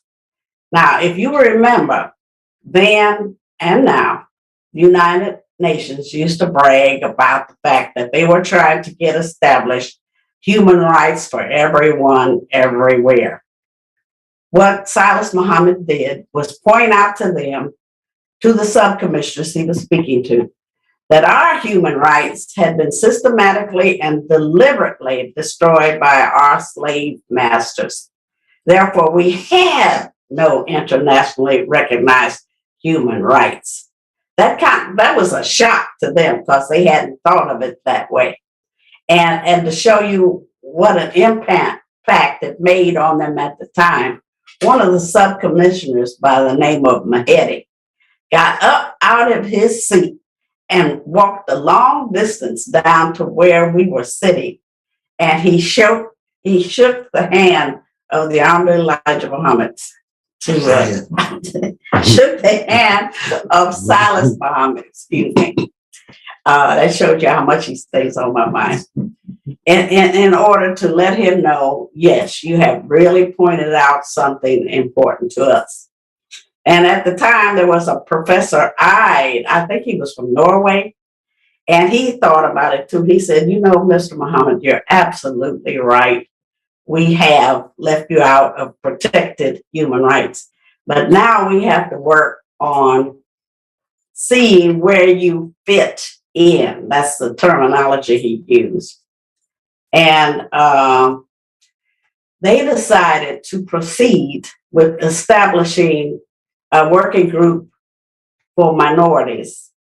And they were going to include as one of their ongoing topics of discussion the discrimination that we have received as plantation slavery descendants. So what they did was listen to Silas Muhammad's cry, and he was asking them to set up forums. We need, as those people, to be able to sit down and discuss things with each other. And we cannot do that because we are inhibited by the language of our slave masters. You know, here in the States, we speak English. We're comfortable with English. That's the only way we can dialogue. In South America, they're comfortable in Spanish. They want to dialogue and talk in Spanish. In Portugal, and not Portugal, but Brazil, Portuguese is their language. And something that we sometimes forget in the States is that there are about 70 million ex-slaves in Portugal.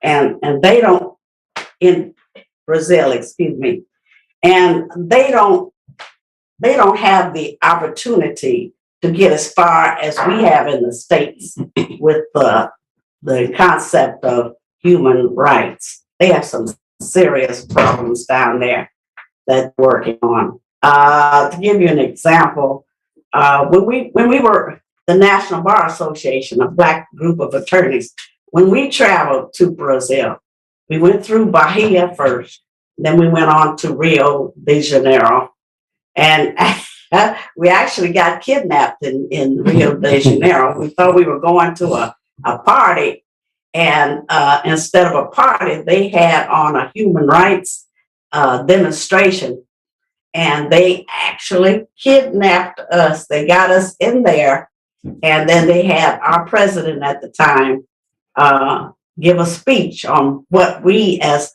African Americans had accomplished in the States in terms of civil rights, and it was given to the Brazilian in the Portuguese language so they could understand it. But this is the kind of thing that the Honorable Silas Muhammad was trying to get the United Nations to give us and give us some protection while we're doing it. And they decided they were going to do that. So one of the first things we did was have a forum in the Palace Wilson in Geneva, Switzerland. That came up about May 19th of 2001. And then the next forum that they gave us, and this was with interpreters. We got what we asked for. We got interpreters for Portuguese, Spanish, and English. And then we had our meeting in Montreal, Canada, about 2001.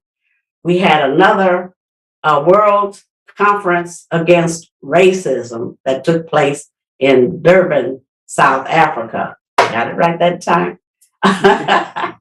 And that was about September of 2001. And the fourth one we had was in La Ceiba, Honduras.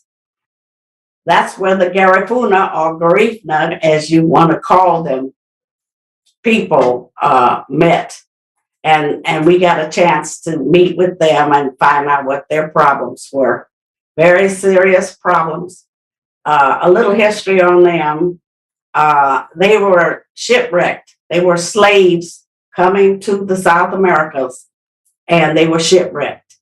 They survived, and the Honduras government gave them certain rights and certain property areas right on the coastline.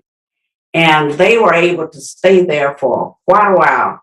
They established their culture from Africa, and they were quite content as a people there in Honduras. And all of a sudden, here, not too long ago, they were trying to be forced off of those lands because there were large corporations that wanted that ocean land, beach land, precious land. And if they didn't agree with them, they were killing them. So these are the kinds of things that we face as descendants of slaves. It was in the meeting that we had in La Ceiba. And again, I want you to remember, these were United Nations seminars that were put together. They selected people from 19 other different countries to represent their countries so that it would be a cross example of what former slaves are experiencing.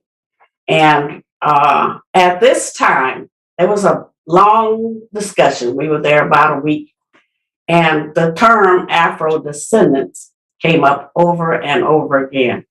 And our brothers and sisters in the slavery diaspora who lived in the South American continent discussed and were very adamant about all of us being known as Afro-descendants.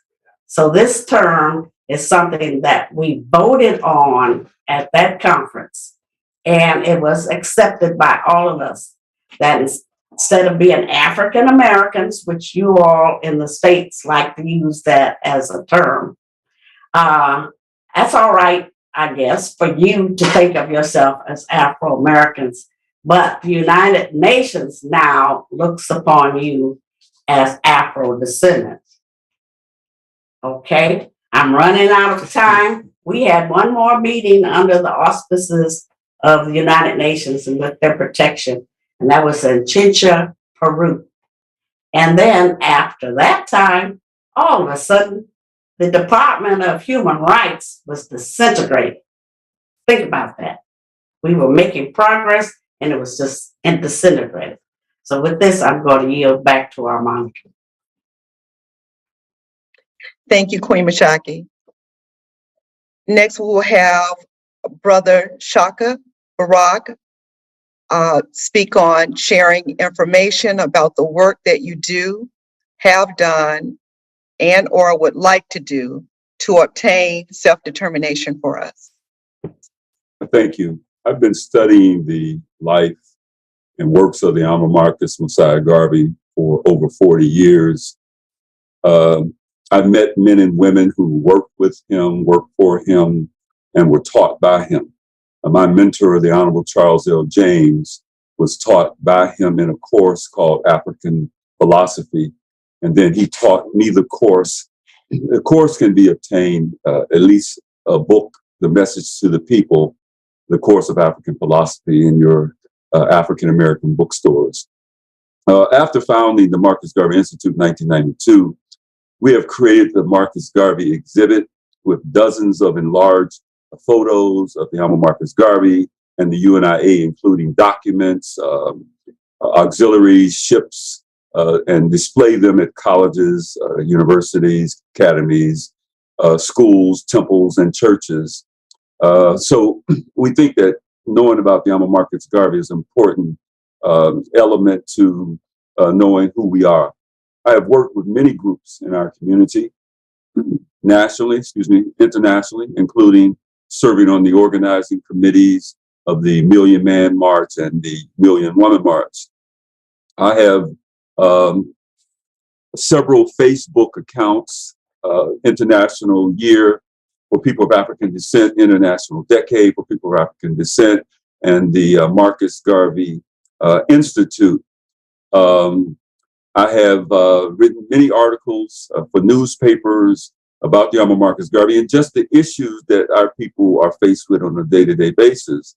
I've served as a host on radio and cable television shows, including a spiritual alternative that was set up by the late Prince ICL. As a matter of fact, Yosef ICL, my wife just told me that when they were viewing the play that the African Hebrew Israelite community set up called Sound and the Kidnapped African, you were just a baby then, and she remembers holding you in her arms. But, you know, our brother, Prince ICL, taught us a lesson when he attempted to bring the issue of what the United States sanctions were doing against the people of Zimbabwe and how they were hurting the children. They said he didn't have a pass to talk to these Africans.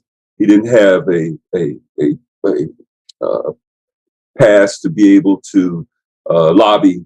And so they persecuted him and Brother Gregory Turner. I was there in the courtroom every time they went to court.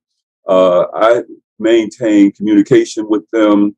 And I wrote articles in the Crusader newspaper several articles for weeks about the persecution of Princess Yael and how that was similar to the persecution of others who tried to work with our brothers and sisters abroad. So freedom is not free. I have also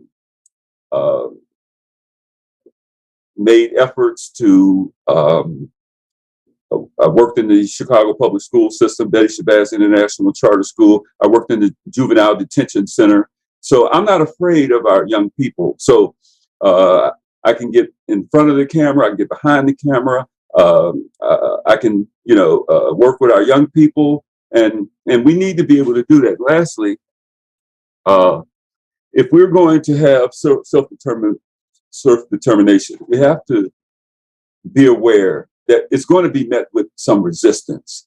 If you're not being met with some resistance, then you're not doing enough, or you're not visible, because the powers that be, in terms of white supremacy, they're not going to sit back and just let us interfere with the system that they have in place, whether it's anti-Africanism or whether it's the issue of land that has been stolen and our desire to have that return, nor will they let our people go without pushing back. So I just want us to really think seriously that this is going to require our ability to not only pursue self-reliance, but to also be able to use self-help to be able to take care of ourselves and to protect ourselves.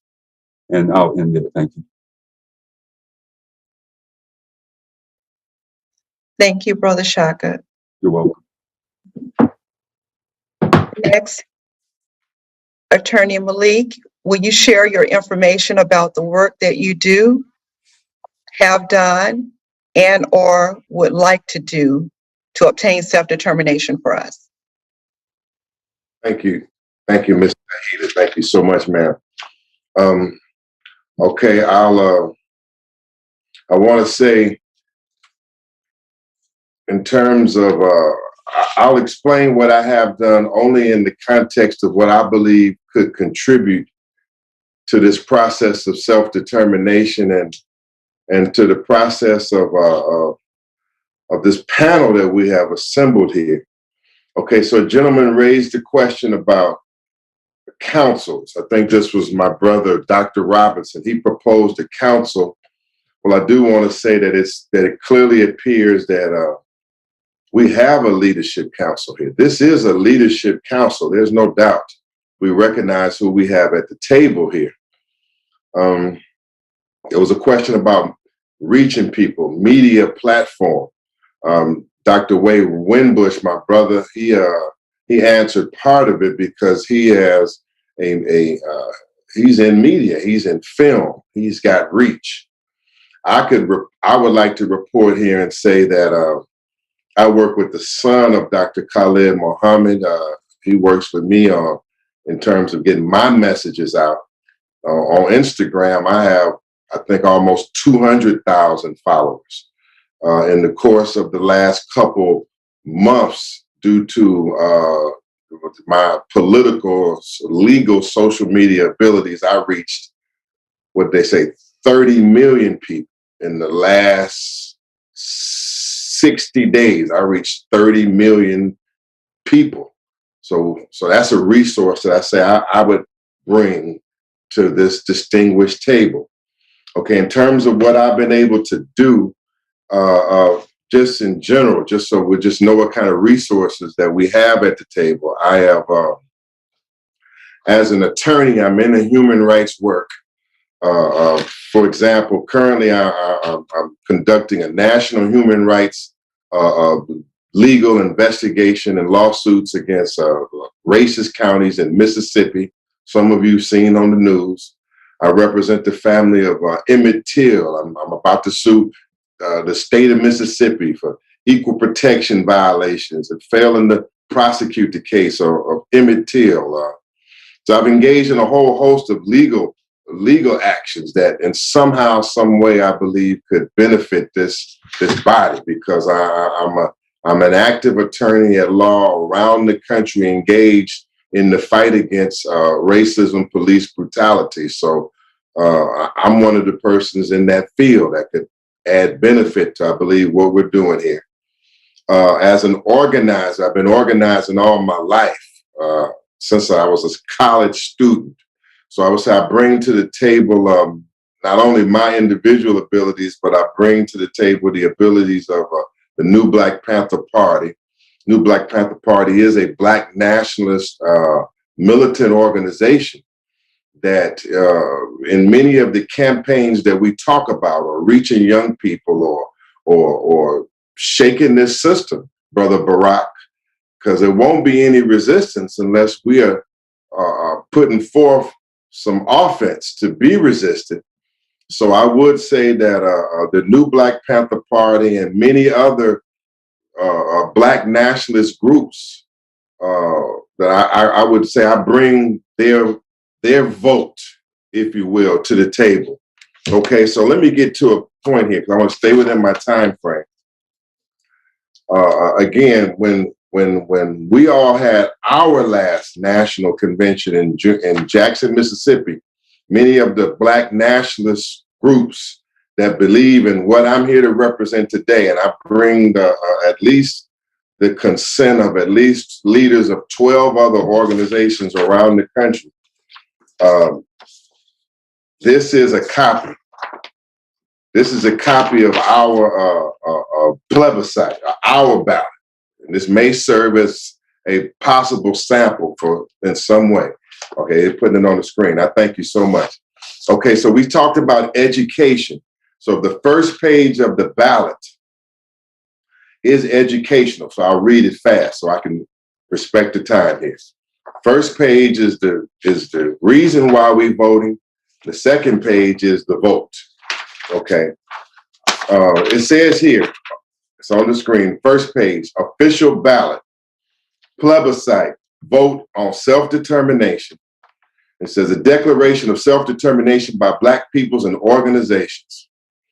And it says, whereas for over 500 years, we as a people in the jurisdiction of the United States of America have suffered from mass chattel slavery, systematic racism, deliberate discrimination, institutionalized police brutality, attempted genocide, colonization, both physical and mental, governmental neglect, torture, sabotage, destruction of our culture, destruction of our family units, assassination of our leadership, mass incarceration, subject to political prisoners, FBI counterintelligence program, unjust biased court systems, incalculable human rights violations of every type, and a longer train of abuses and usurpations too innumerable to be adequately described herein.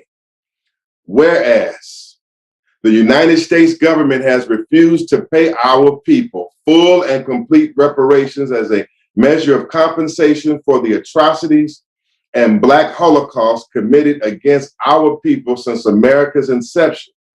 Whereas our lives as Black people are in clear and present danger of deadly massacres, poverty, police brutality, human rights violations, and similar atrocities of the past.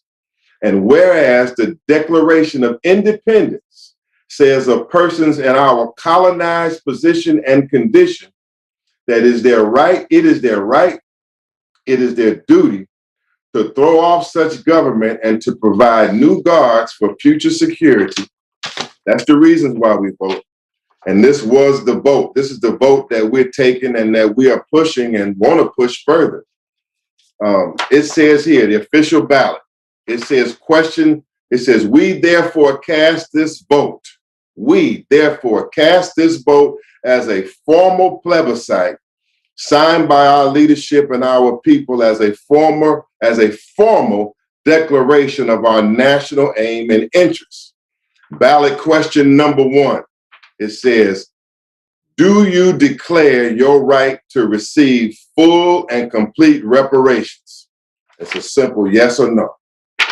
Ballot question number 2. Do you declare your right to self-determination your right to have complete control over your own affairs and people, and otherwise govern yourself? Yes or no? It was a unanimous yes. Ballot question number 3. Do you declare your right to independence and your right to establish a state and territory of your own? And ballot question number 4 was, do you declare your determination to unite and defend your people and stand and fight for what you have affirmed in this vote? These were the 4 questions. There was one more question that demanded freedom for political prisoners that we added to this ballot. So I just wanted to say that this is some of the work that we have tried to do to support this process. We're serious about it. We're very impressed by this process. And I, as an individual and the organizations I represent, that whatever we have to bring to this table and this process of the Afro-descendant nation, that we'll bring it. Whatever we have that I've just outlined, we bring it to this process. And I thank you for this time. You're welcome. And thank you, Attorney Malik. Next, we will have Prince. Prince, I would like to ask you, because I've heard your first name pronounced different ways. What name, how do you pronounce your name? Yosef.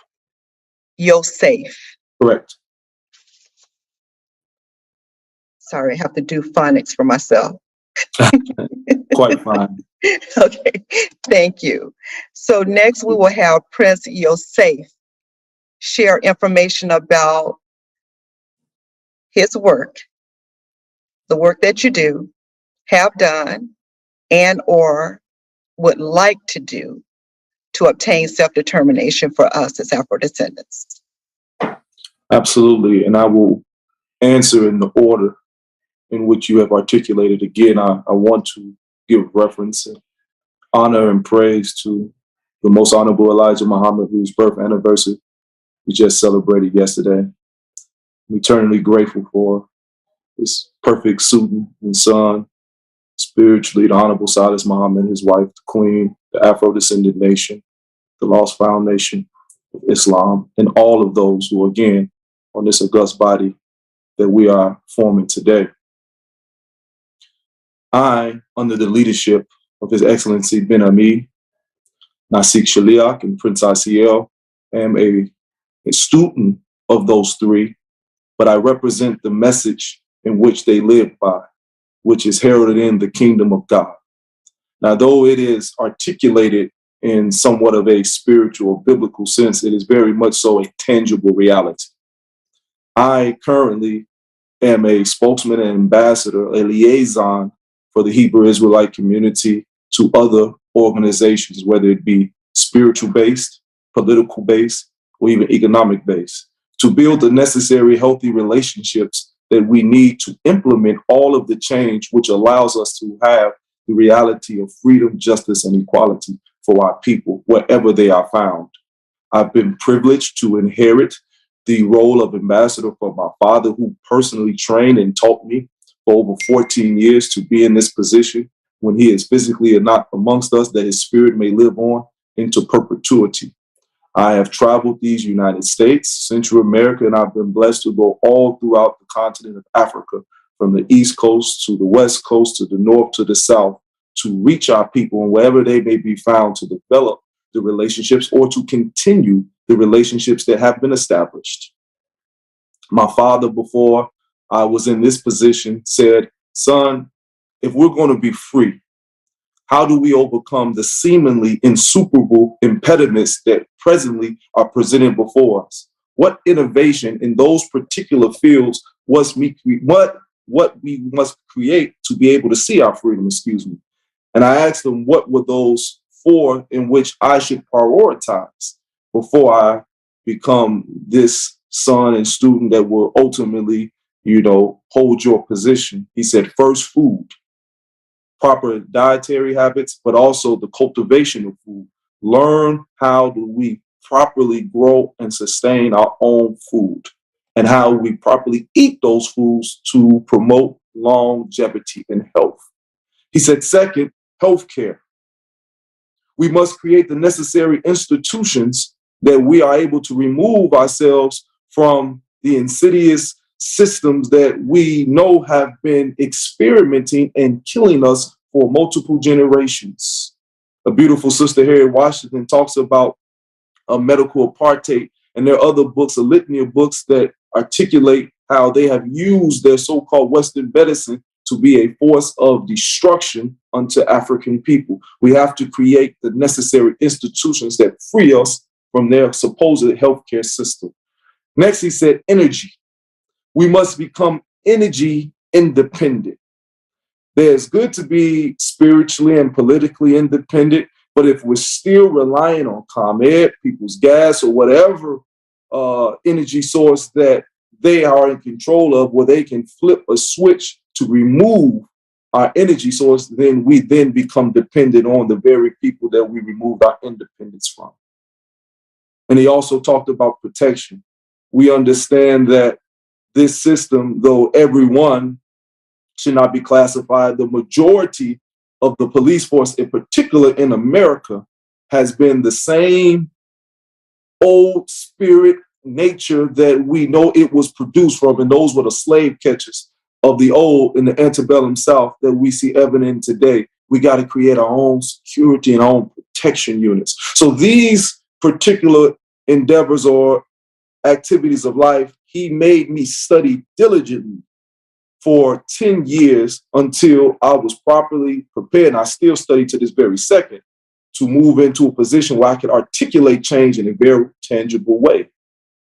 So those are some of the background in which I come without being long-winded. But you said, where do I see we go now, or where we go from here?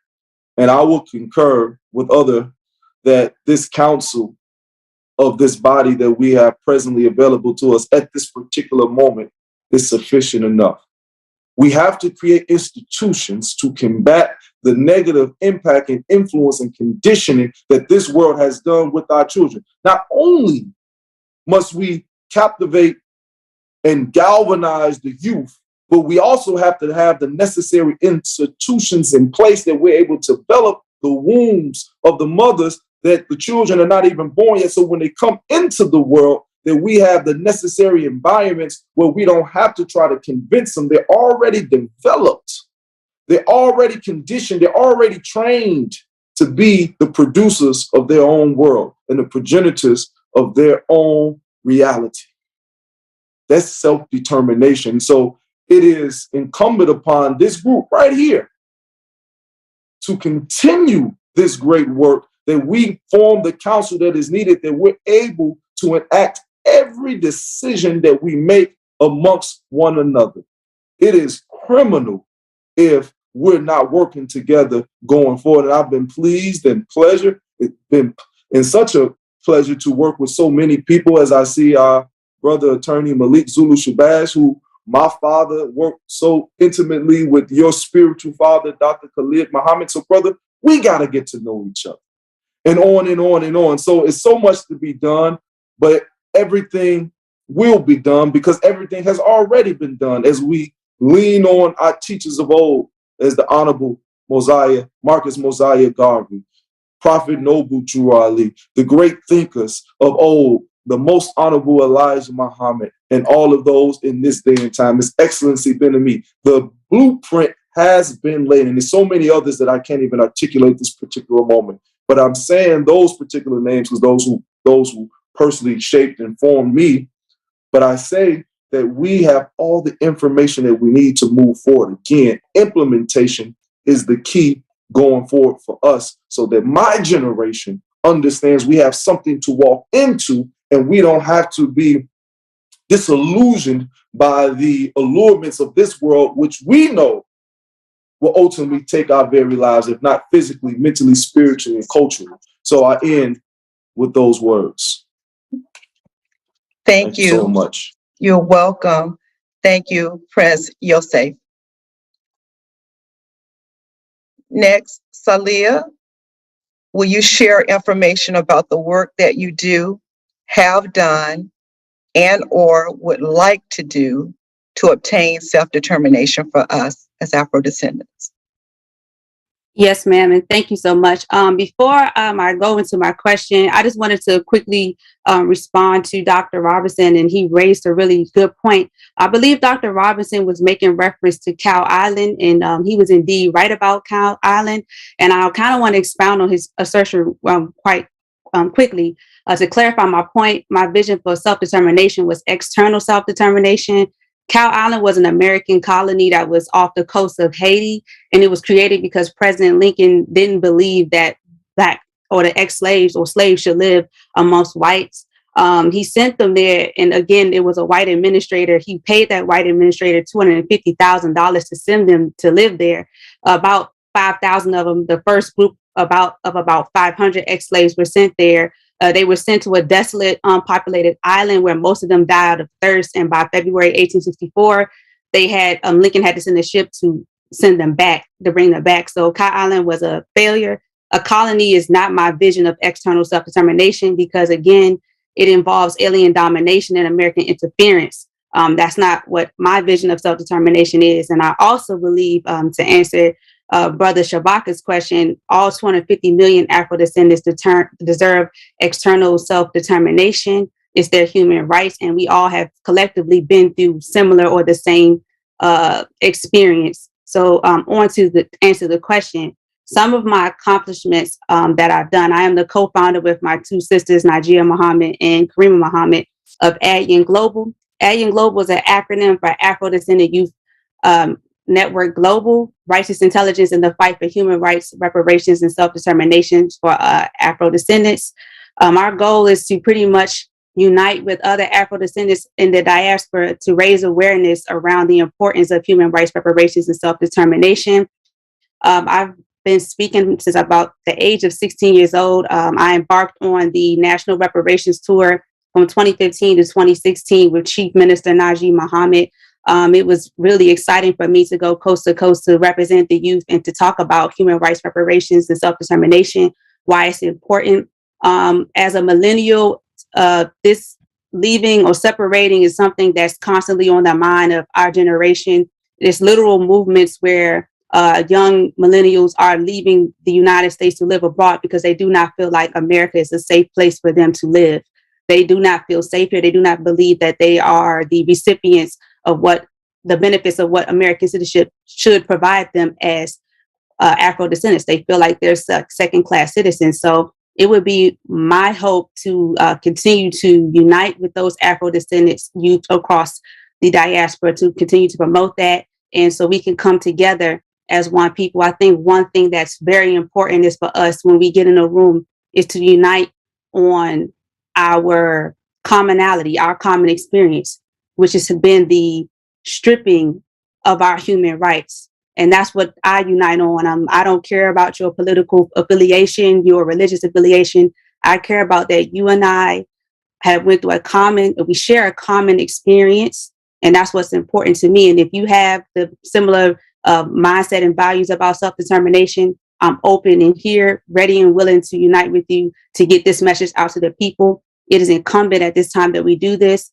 because we are the inheritors of this nation. And to be honest, Black millennials and Gen Z, we are currently in a state of crisis economically, socially, spiritually. So that's what I've done. And I'm here if any of you guys need me. Thank you. Thank you, Salia. Next, we'll have Ida. Ida, will you please share your information about the work that you do, have done, and or would like to do to obtain self-determination for us as Afro-descendants? Yes, ma'am. Thank you. A moment ago, I lost power. So if I disappear, it is not by choice. Over the years at the UN, 3 bodies were listening to the interventions and responding: the Commission on Human Rights, the Subcommission, and the Working Group on Minorities. They helped because they were obligated to respond. Mr. Muhammad's argument fit within the law as a violation of human rights. They organized forums, and through this means, international recognition was achieved. The UN, in their documents, confirmed the existence of Afro-descendants as a new people. A definition was also written and circulated and discussed among the leaders. The leaders were anticipating future forums in which further work could be done.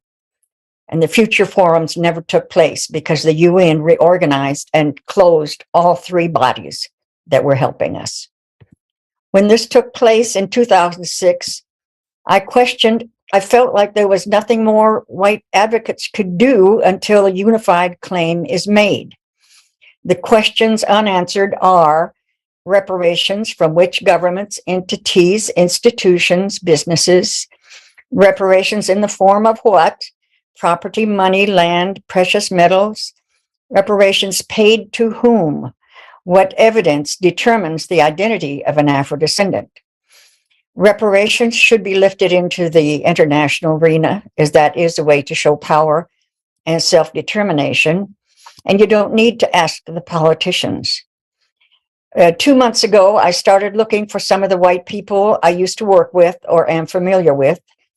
I found 11 people's contact information and wrote to them expressing my wish and dream of us organizing once again and raising money to finance an international Black family reunion. The fund would pay for the travel of the leaders from North, Central, South America and the islands to a chosen location. It would cover all that is needed, including translators. So far, I have had 5 or 6 responses from the people I contacted. I believe there are those who will help because they agree that the time is now. In my view, supporting this reunion can bring a profound change of heart to white people. White people are beginning to see that the rulers of this world intend to enslave all of humanity. We're catching on to the fact that we've been ruled by fear and deceit, and our rulers are demented and morally dead. Some of us have taken responsibility for reparations as we see it as a step forward spiritually for all of us. We would like to see the family reunite and confront the remaining questions. What do we want? From whom? And who are we? Assalamu alaikum. Thank you, Ida. Next, we will hear from Brother Let. Brother Let, will you please share with us information about the work that you do, have done, and or would like to do to obtain self-determination for us Afro-descendants? Yes. Thank you, President Mukarram.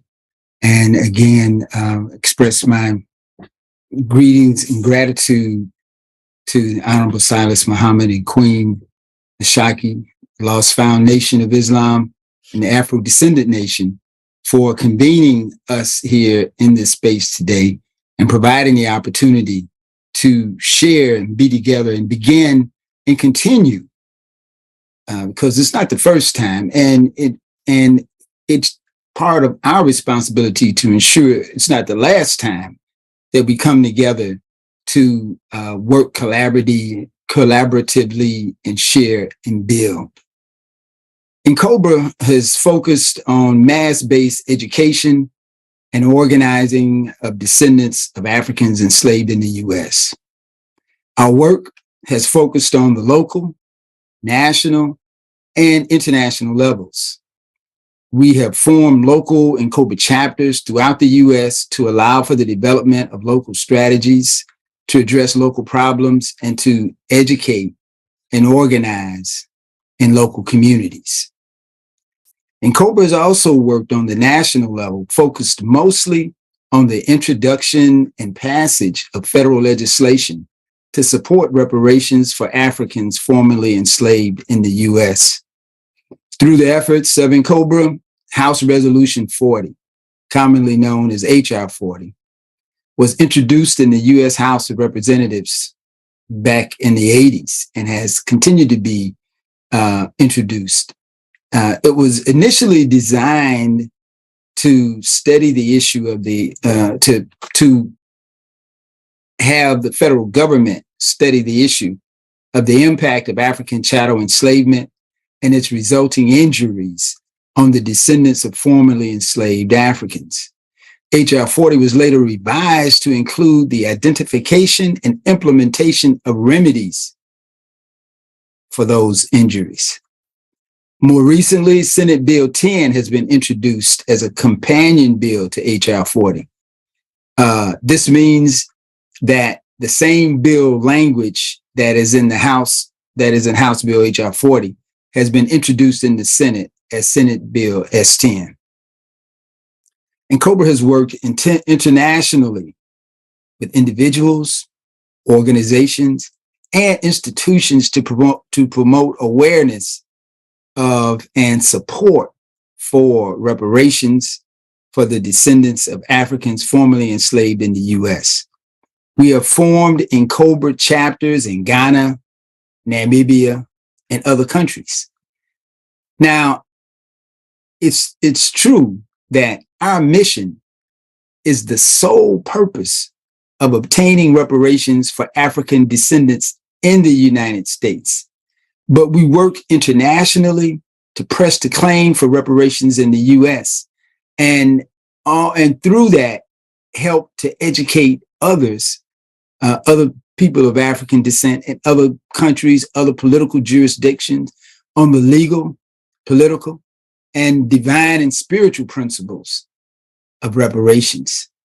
We see the blossoming of this important work on reparations and in the reparations movement that has emerged in places like Namibia, where we work closely with the Namibian people, and we see that, they are experiencing some degree of success in terms of both making their own citizens, Namibian citizens, aware of the need, aware of the injury that they suffered and the need for repair and the responsiveness of the German government for their crimes.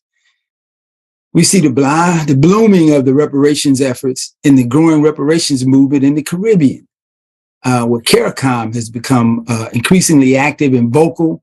More recently, I think there was a big media thing about the demands that the people of Barbados made on, I believe it was Charles, or one of the folk out of the enslavers in England who came to visit the island. We see a growing demand across the board, and even more loudly from various African nations who are beginning to say, wait a minute, we recognize that, we were injured through colonialism, and, it's neo-colonialism and the vestiges of those systems that continue today, and we deserve and demand reparations. A major part of the NCOBRA initiative has been recently helping to think about and define what we mean when we say reparations, to unpack that label, because we all know that words are abstractions, and the word itself does not necessarily convey the intent or the meaning, the understanding that the speaker necessarily is attempting to convey. And as we talked about earlier about the media, all these media forms, and the signal to noise ratio. The signal is so low and the noise is so high that oftentimes, as our brother El Hajj Malik Shabazz, Malcolm X, told us years ago, that we'll end up loving our enemies and hating our friends. So let me just say a little bit more about some of what NCOBRA has been doing. NCOBRA also has a number of national programs that we engage in to raise awareness and to increase the engagement of community members. Some of those national programs includes our Reparations Awareness Day, which happens annually, and we're working to turn up the volume and amplify, awareness and engagement on that particular day, which is February 25th. In the past, we've had programs like a Year of Black Presence, where back in the 90s, we pulled together a program, a coordinated program to have a presence in the national legislatures, the Capitol Hill, both the House of Representatives and the Senate, in terms of raising awareness and putting on the table, putting on the agenda, making sure that we were at the table and not just on the menu when it came to issues like reparations and what's happening federally. And so we had the Year of Black Presence, where we created a campaign to make sure that our presence Excuse me, was Brother there. Lett. Yes. Thank you. We're well over the time. Could you please finish your last thought? And Yes. then we'll move on. Thank you. Okay. We're currently in the development phase of developing a healing retreat center in Mississippi to provide social justice activists an opportunity to come and sort of, be rejuvenated. We're also kicking off a boots on the ground or organizing initiative where we're doing outreach and refocusing on going deeper into communities. And also, we have a main focus that will be to continue our coalition building with other organizations that share common values and that identify common interests. Thank you. Thank you, Brother Lett. So at this time, we have exceeded our time a bit. I do want to give Pastor Victoria time in this space for the Q&A. I'm going to ask that our other invited guests, if you have questions or comments, to make sure that those are written down. If we don't get a chance to address them here today in the space, we will provide them to the panelists so that they can address those. And we will also seek to share their answers publicly for the audience as well, the viewing audience. Thank you. Pastor Victoria, you may comment or ask a question on either of whichever one is burning for you, either topic. Whichever question or comment you have, that's the burning question or comment that you want to share. I would like for you to take a couple of minutes, and then whoever you direct it to, for that person to take a couple of minutes as well, and then we'll move on to topic 3. Thank you, thank you, Dr. Mukaram. I really appreciate that. And this is extremely inspiring. And I do have a couple of comments, and I wrote a question. I thought I didn't think I'd get a chance to ask it because it was on the other topic. I'll try to see if I can find it in my notes. But in the meantime, I really, well, I do have a question. Queen Mashaki Muhammad, you mentioned a process. I believe it was early in my notes, so I didn't get it all, but I believe you mentioned a process whereby a nation can go on and be established or get established and get support, certain supports from other nations. I believe I heard that, but I want to be sure because I don't know if I'll get a chance to speak again before you answer that, Queen Mashaki. I do want to point out, I love the idea and the reality that we have everything that we need to do everything we need to do right now. That has been a driving message of today. And I want to point out to some may be aware and others may not be aware that there is a Black-owned social media platform that I believe is important to know about. And it's OBT, which you could say stands for Our Black Truth.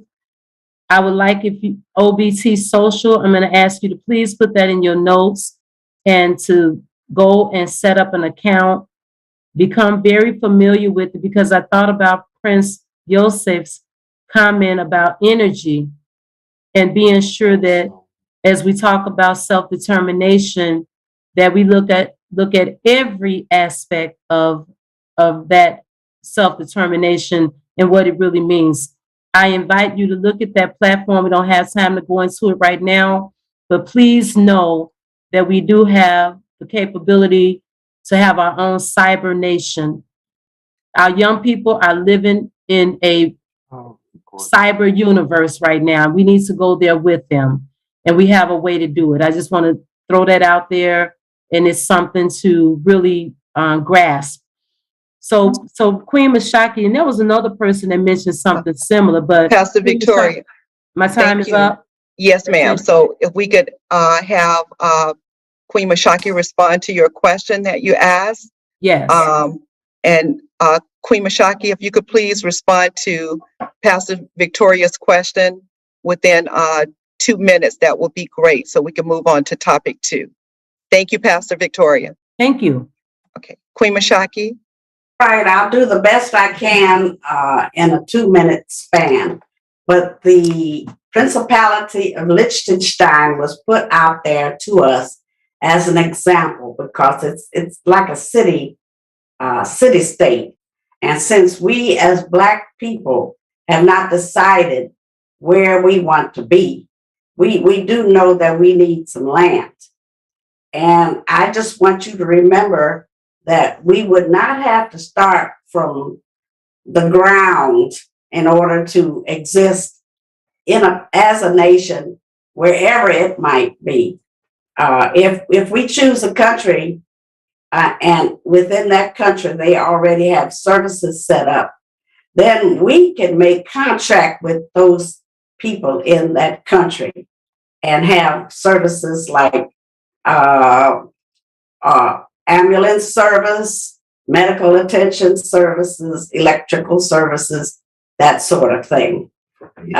Police department services, and whatever we end up being, we will always have to keep in mind that we might be a nation within a nation, like we are in the United States. And whatever laws that we have as a people for ourselves will also have to coordinate in the host country that we sit in.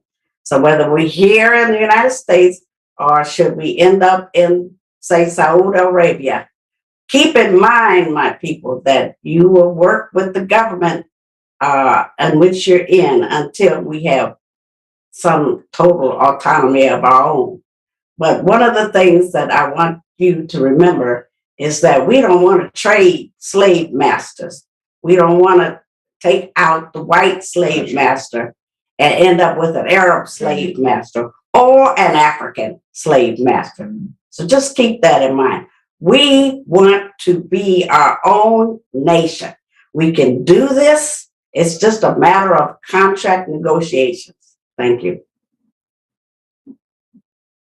Thank you, Queen Mashaki. That was perfect timing. Next, we will move into our third topic. Based on where you view us now as a people, where do you think we should go from here? Dr. Robinson? Thank you very much, President Dr. McConnell. It's been great being here today, and I really enjoyed it. And I think this is the start of something big, as they say.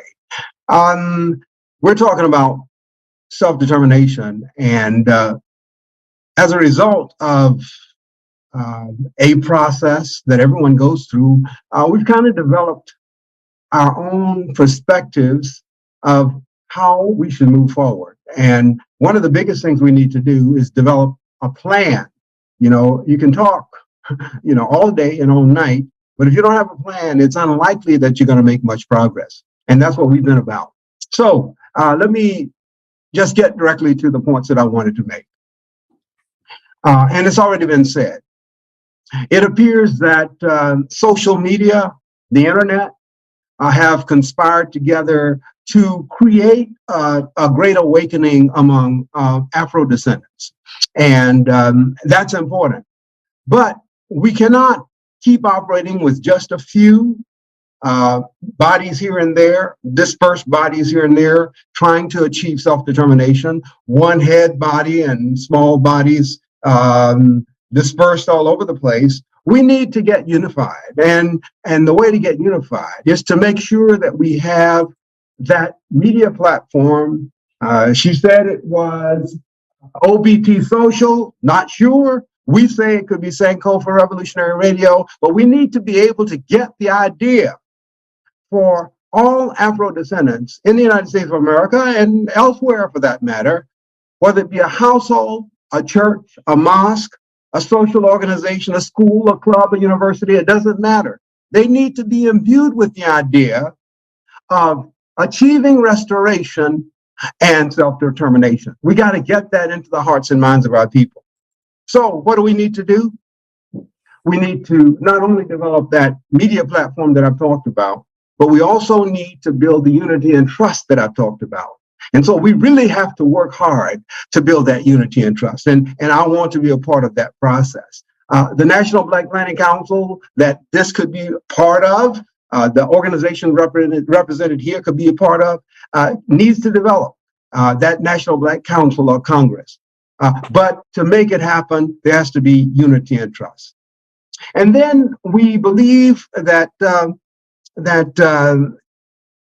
it is so important that we communicate through that media platform, that we develop the National Black Council or Congress, and that we have unity and trust. And we believe that if we can put those three things together, and if we have a sound strategic plan, then we can make real progress. Without those ingredients, it's not going to happen. Unfortunately, generations in the future will point to us and say they didn't do what they should do. But if we develop a strong strategic plan, develop the Congress or the Council, have the media platform, and develop unity and trust, then we certainly will rise. Thank you so much for the opportunity to be here. And I look forward to the Q&A, but most importantly, I look forward to hearing the Most Honorable Salas Muhammad's comments later this morning.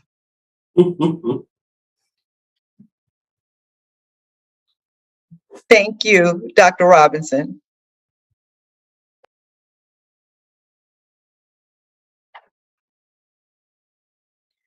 Next, we will have Dr. Ray speak on, based on where you view us now as a people, where do you think we should go from here? Well, I've told my students, I'll be brief because I don't want to get the bell on me. But, I think we need someone to organize the organizations. We have enough Black organizations on earth. We have, people will approach me, can you be on my board? We've got enough organizations. Someone needs to organize the organizations. And it doesn't mean you give up your identity, but send a representative there at some annual meeting. The second thing is that I think we should focus on the African nations that are opening their doors to Africans in the diaspora. There's these years of returns that have occurred in Ghana as well as in Nigeria. And I think we should really cultivate strong ties with those organizations. And then on an individual level, I think that all of us should have an individual Pan-African project that directly does something on the continent. It can be, adopting a school in Africa. It can be buying malaria nets for our children who are dying in huge numbers on the continent from that dreaded disease. So I think those three things: organize the organizations, focus on the nations that are opening their doors to Africans here, in the diaspora, and finally having an individual Pan-African project.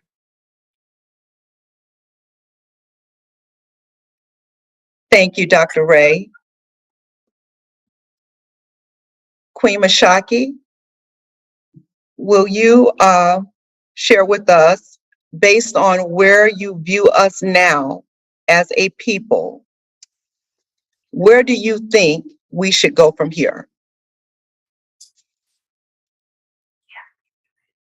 Yes, I was introduced not too long ago to a book called From Here to Equality. And it's written by Professor William Darity and his wife, A. Christian. And they come out of the University of North Carolina. And they have spent 10 years putting together a plan for us getting reparations. A lot of work has gone into that. And what I think we need to, I see you, Brooks Robinson. I thought that a lot of work had gone into that study. And what we need to do is have people like Brooks Robinson add to the study that's already been done, especially in the terms of land, because that's something that needed more attention in that study that was done. But we don't need to reinvent the wheel. We don't need to calculate the cost of reparations with interest. We don't need to figure in what we as attorneys call pain and suffering. That's been done. All we need to do is bring it up to date. And I want to give you warning as to something else that's going on out there, because I recently listened to a program by Professor Eddie S. Claude Jr. out of Princeton, and he wrote a book on Black democracy in Black. And it was very interesting. And he presented the gap in between the cultural, not cultural, but monetary values between Blacks and whites. And after he introduced his book and spoke of it, they had a Q&A period. And a Black man came out of the audience named John Chase. And he hit us with something that was kind of breathtaking. He said that he had been paid by a group of Caucasians to write up our reparations for us. And that this is being done and is going to be released before the end of this year is out. They have asked him to discuss 216 points of injury. That is including money, housing, education, discriminating, and decriminalizing the payment of child support. Now, that's something that we need to be on guard against. There might be some points of interest, but we cannot and should not allow any other nation of people to write reparations for us. We're the ones that we experienced slavery. They didn't. This is one of the things we had as a clash in the UN when they talk about people of African descent. We found out that the definition for that and the inclusion of that would include Africans who had never experienced slavery. And we got one of their special rapporteurs, a professional by the name of Dudu, that finally began to realize what it is that he could not add to that because he had never been a slave. I'm going to leave that for my husband, Silas Muhammad, to give more information about. But these are the things that we need to look at in the future and guard against. Thank you, Queen Mashaki. Brother Shaka, will you share with us, based on where you view us now as a people, where do you think we should go from here?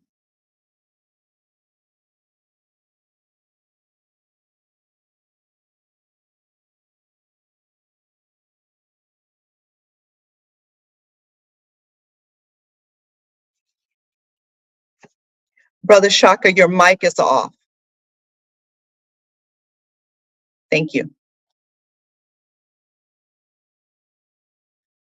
I remember a brother Dale Jones was asked to describe the conditions of our people.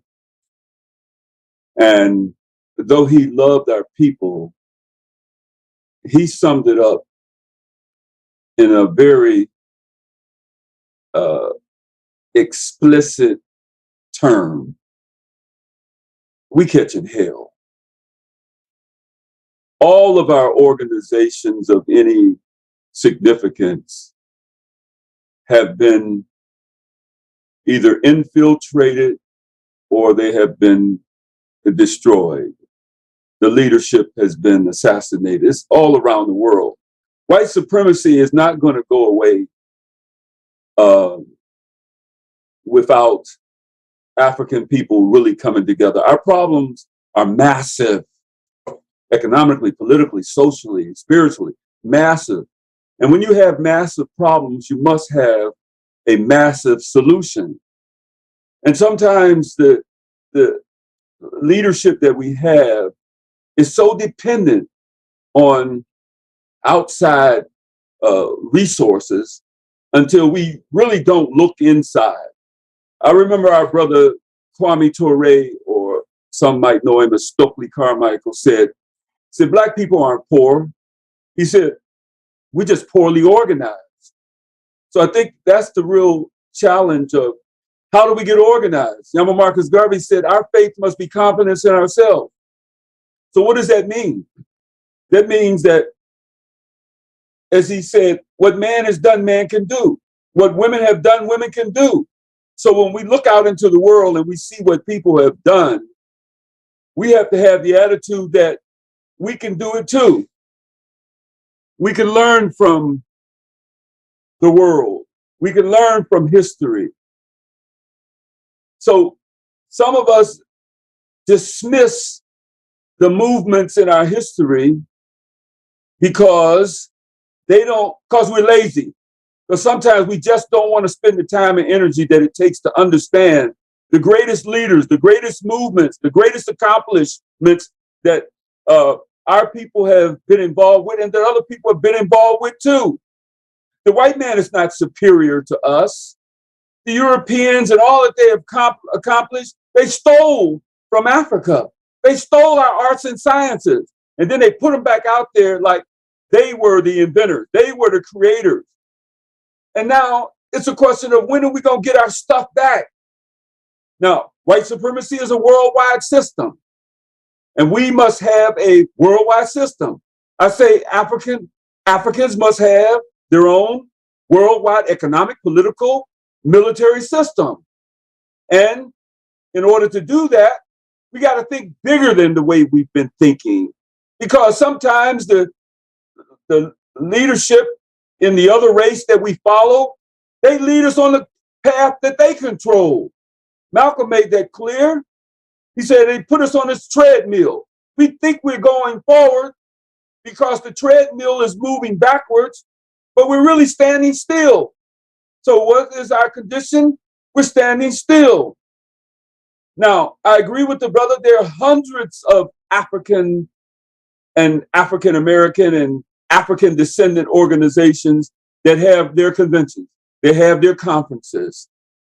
We have to make sure, as in an organizing effort, that we bring to their table, invite them to have a discussion on the same thing that we're discussing here, such as what is the condition of the people, and ask them to be honest. Because some of us are just luring our people to sleep. We give them fake dreams and fake hopes on integration and assimilation. We lie to the people. We deceive the people. And oftentimes we find our youth hating us because they know we're deceiving them. We think they can't see what's happening. We think that they can't see that a lot of the parents are catching hell. They can see that. They're empathetic enough to know when mama ain't happy and dad ain't happy, not doing well. But at the same time, they ask themselves, well, how do we eat? Because they want to eat too. They ain't going to voluntarily starve to death. So what do? They try to find means by which they can go and get the things that they need. Yeah, to put the Nikes on their feet, but to put food in their stomachs. And so a new approach has to be based on seeing a bigger picture than the one that we've been looking at. To be able to say, if the problem is massive everywhere, Chicago, Detroit, Alabama, Mississippi, Lagos, if the problem is the same in Egypt, Morocco, Algeria, if the problem is the same in Brazil and Belize, if the problem is the same among African people all over the world, then who could possibly be having a serious conversation and not taking those people into consideration? So lastly, if the African is to be serious, we have to study everything. Yama Marcus Garvey teaches us that we must study 4 hours a day. That's just the reading part. Why? Because it's too much to know. There's too much that the enemy is doing against us every day, every hour, every second. He doesn't sleep because he's trying to maintain his system. And until we get to the point, again, that we are willing to build our own system, then it will mean that we have to employ similar tactics. We have to make sacrifices. We have to you have to stop sleeping so long and stop eating so much and stop wasting so much and engage the children. They want to hear from us. They don't know who El-Haj Malik El-Shabazz is. They don't really know who Malcolm is. Why? Because they ain't had a book and we don't talk to them. Excuse me, Brother Shaka. Yes. Could you finish your last thought? And thank you so much. We go to the youth and we take the knowledge that we have and make sure we package it and bring it to our people. They're on your block. They're right down the street. They're next door. They're in the apartment above you. They're right around the corner and they're waiting on you to do one or two things. Learn from you, or you learn from them. Thank you. Thank you. Thank you so much, Brother Shaka. Next, Attorney Malik, will you share with us? Yes, ma'am, I will. Yes, sir. Based on where you view us now as a people, where do you think we should go from here? Thank you, ma'am. I will, hold on 1 second. Thank you, ma'am. I apologize for not coming on video right now. I'm driving, but I'm deeply into the conversation and I'm looking forward to hearing from the Honorable Silas Muhammad. Yes, Okay. sir. Be safe driving. I first of all want to thank every organizational leader here that has come on this conference call. I'll take the question as you saying, where do you see us? And I'll define the us as organizational leaders, because I believe that the critical question from this meeting would be two questions. One, whether this meeting is for informational and educational purposes, or two, whether this is for further organizational purposes of achieving that which we have discussed today. If it's primarily informational and educational, I think an excellent job has been done, and that our assignment for the future would be to spread this message and to make sure that everybody hears it, to understand the important issues that have been discussed, and that would be fine. But if we were to reach a higher level, according to my level of experience, because I've been around for some years and I've been in many different coalitions, I've been in meetings, I've been in efforts, I've been a part of the Indaba reparations movement, human rights movements, and I think that we're challenged at this point where if we talk about where we're going, I think that we need to be specific if we have to go somewhere. Now, we don't have to go anywhere. This could be, again, for informational, educational purposes. That's fine with me. Now, if a campaign is going to be developed, if this is going to be a campaign for self-determination and reparations, then I would be eager to participate, to be a part of a campaign where these distinguished organizations and leaders would actually define where the fight is going to be and be about fighting for it. I think the gentleman from leader of NCOBRA have put forth a proposition of a vote or a plebiscite. That would be just one thing that I would again recommend that that this body could campaign on to reach our people so they can understand what self-determination is, so it's not so ambiguous, and to specifically be able to gather their information and commit them to a vote, a registered vote that could be used to whatever, I guess, whichever way we're going with this. Okay, if there are other recommendations here or whatever actions we take, I believe that we're going to have to, pardon me, we're going to have to campaign. And therefore, I would commit that if such campaign is developed, that you can count on the support of Malik Shabazz. You can count on the support of Black Lawyers for Justice. You can count on the support of the New Black Panther Party. You can count on the support of any number of Black nationalist organizations throughout America. Many of them active. Some of them are armed in terms of, we're going to need an army if we're going to have a nation. And others are in the civil rights field. So, I have a number of organizations, I believe, that would be a part of any future campaigns based on any specific plans. And that's what I offer here. I'm just here to say that if we go forward with a specific plan or campaign, that the Afro-descendant nation, the Honorable Silas Muhammad, that you all can count on me.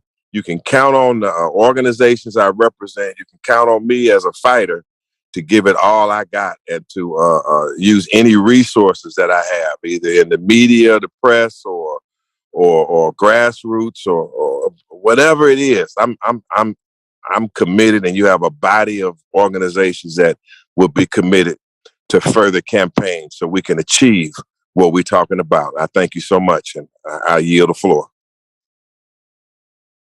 Thank you, Attorney Malik. Next, Prince Yosef, will you share with us, based on where you view us now as a people, where do you think we should go from here? Yes, ma'am. I too, if I understand the question correctly, we're talking about collectively as Black people on the continent, throughout the diaspora, or if you're talking about where do we move as a body of leadership, or those who have been equipped with the necessary experience and knowledge that is needed to propel us forward. I will try to answer both very briefly. As a people, we have to heal. And I don't mean to be ambiguous, but we heal in the regards of refocusing the mending of the gap between the generations, that we establish the necessary trust, the necessary line of communication, understanding, and a valuable plan that will produce the necessary outcome by allowing the youth to have trust in the elders and the elders to have trust in the youth. So then not 1 ounce of the sacrifice that has been made by those who preceded us has been in vain or goes to waste, because my generation does not understand what the struggle, what the fight, what the sacrifice was for. Therefore, we are rendered victims unto the conditioning and the contextualization of white supremacy and the domination of this Euro-Gentile world. But as a body of leadership, starting with this particular group, I believe it is incumbent upon us to use what we already have and to push that with all of the energy that we have and all of the resources that we have available to us. Again, as I've stated and many of others have stated, we have all that we need. Maybe, just maybe, we're not using it right, or we're not using it to its full capacity.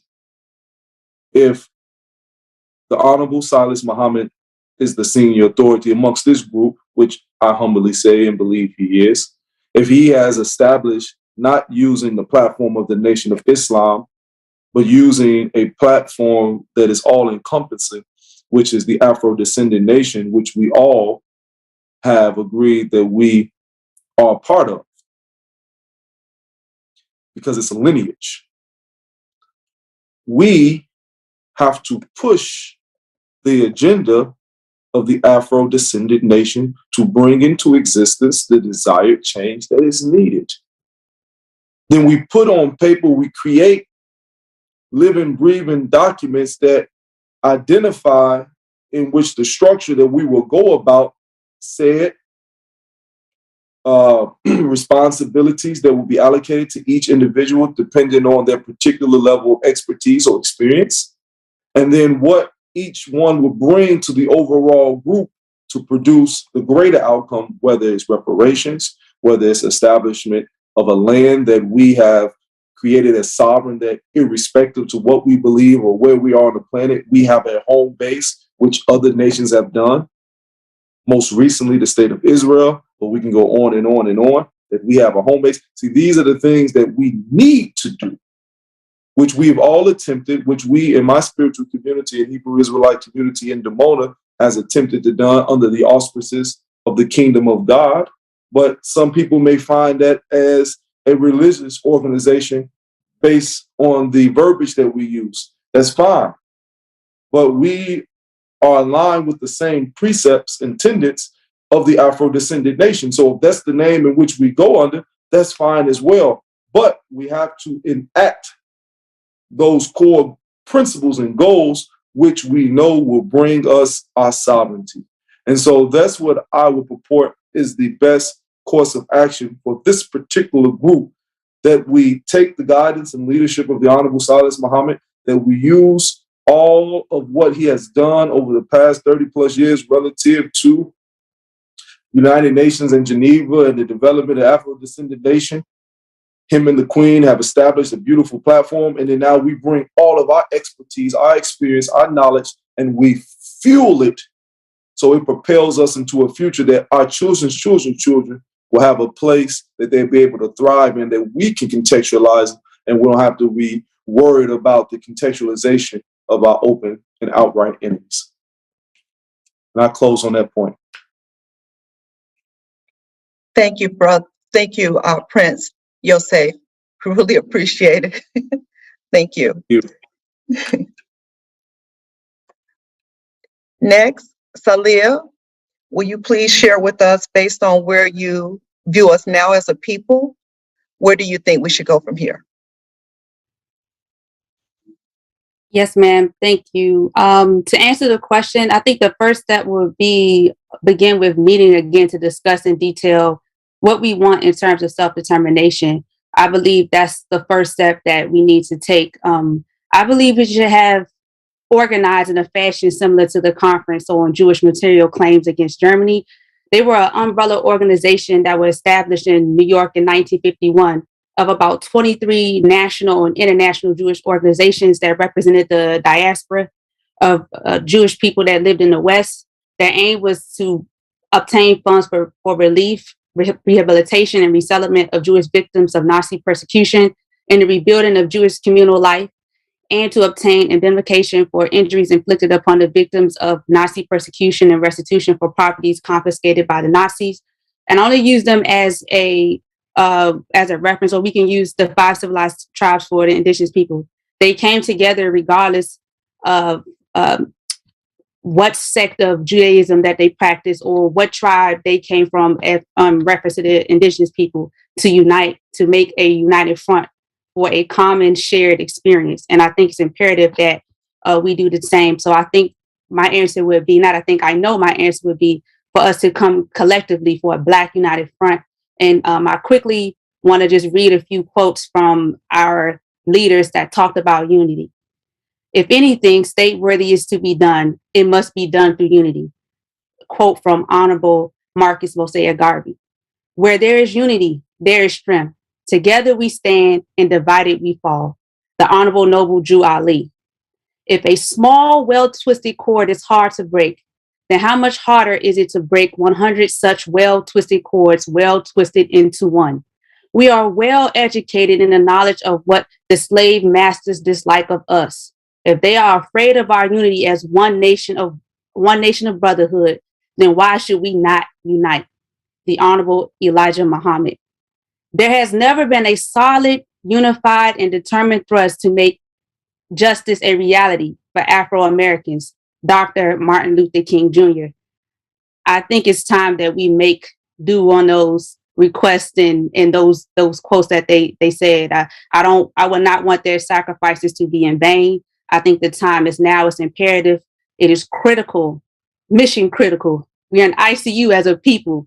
COVID, we on a ventilator right now as a people. COVID is really taking our people to even more critical place. So I think the time is now. And I would like this, and I'm sure this is not an educational moment. This is, I think, the first step in actualizing what we believe in regards to self-determination. Thank you. Thank you, Salia. Ida, based on where you view us now as Afro-descendant people, where do you think we should go from here? Thank you. You're welcome. Slavery took your identity. That was death and perhaps the reason for disunity. You are creating a new identity that is new life, and reparations are due to support this birth. At the UN, they call it ethnogenesis. Please move ahead. You have all of the skill and expertise and knowledge that is needed to guide the world in a new direction. It's time for a new mind, a new moral leadership. The leaders of this world, the Western mind that has ruled this world like a parasite for hundreds of years, stealing and plundering, and they don't intend to stop. If there ever was a living devil, this is it. A bit of wisdom that was given to me by Mr. Muhammad: when your opponent is much more powerful than you and they block the door, you can go under the opposition. An international Black family reunion is not a confrontation. It is a jubilee. After 400 plus years, you meet your family again. You bring scholars, leaders, financial experts, historians, spiritual guides. The weapon that will defeat them is your quiet self-determination. Would the fund I propose have a chance of raising enough money? First, the account has to be set up in the hands of trusted people chosen by Black leaders. I don't know who that is and would ask you to think about it. The Black Lives Matter movement certainly demonstrated what not to do. I believe people will donate if they see support from Black leaders and some excitement about the reunion. I would hope to see it catch on among the white youth who marched and donated to Black Lives Matter, and many others who are inspired by the possibility of such an event. The organizing of the family reunion would involve a lot of work and dedicated effort. A lot of thought would have to go in, but it can be done. Like I told the white group, I realize this is a wish and a dream, but it is possible. And if it is to occur, now is the time. I want to see you take your place in the world. If any group of people is capable of leading us to our humanity, it is you. I keep saying to white people, we have to turn this boat around, go in the opposite direction of our leaders. Stop taking. Go toward our humanity, go toward justice and an end to the pillaging and plundering of this earth. I appreciate being able to present these thoughts to you. I thank you all for inviting me. Assalamu alaikum. Thank you, Ida. Brother Let, will you share with us, based on where you view us now as a people, where do you think we should go from here? Thank you. We have a clear path forward, which is unity. We must seek, promote, and provide unity. And doing that is an internal reparations project. We must understand clearly what reparations mean. Reparations means repair. And NCOBRA states that we must have full repair. NCOBRA has identified 5 injury areas: peoplehood or nationhood, which is culture and identity; health, both physical and mental; education; criminal punishment, not criminal justice; and poverty and wealth. The international community has identified 5 remedy areas for reparations: restitution, rehabilitation, compensation, cessation or guarantee of non-repeat, and satisfaction. So full repair means that all 5 injury areas must be remedied. One example that I want to lift up is compensation. Most people, when they think about compensation, when they think about reparations, it automatically translates in most people's mind about compensation. And reparations is not about a broken labor contract. It's about a broken human covenant. Repair must include compensation. Compensation is necessary, but compensation alone is insufficient. We must have full repair. Where we go from here is to promote insight and understanding that reparations is repair, and we, the descendants of Africans formerly enslaved in the U.S., require and demand full repair. This includes internal repair, which many of the previous speakers have spoken about, as well as external resources in order for us to achieve full repair. Thank you. Thank you, Brother Lett. We have a few minutes before the Honorable Salas Muhammad comes on for his providing his information on the 3 topics. So we will go backwards up for maybe 2 of our invited guests to share one comment and or question.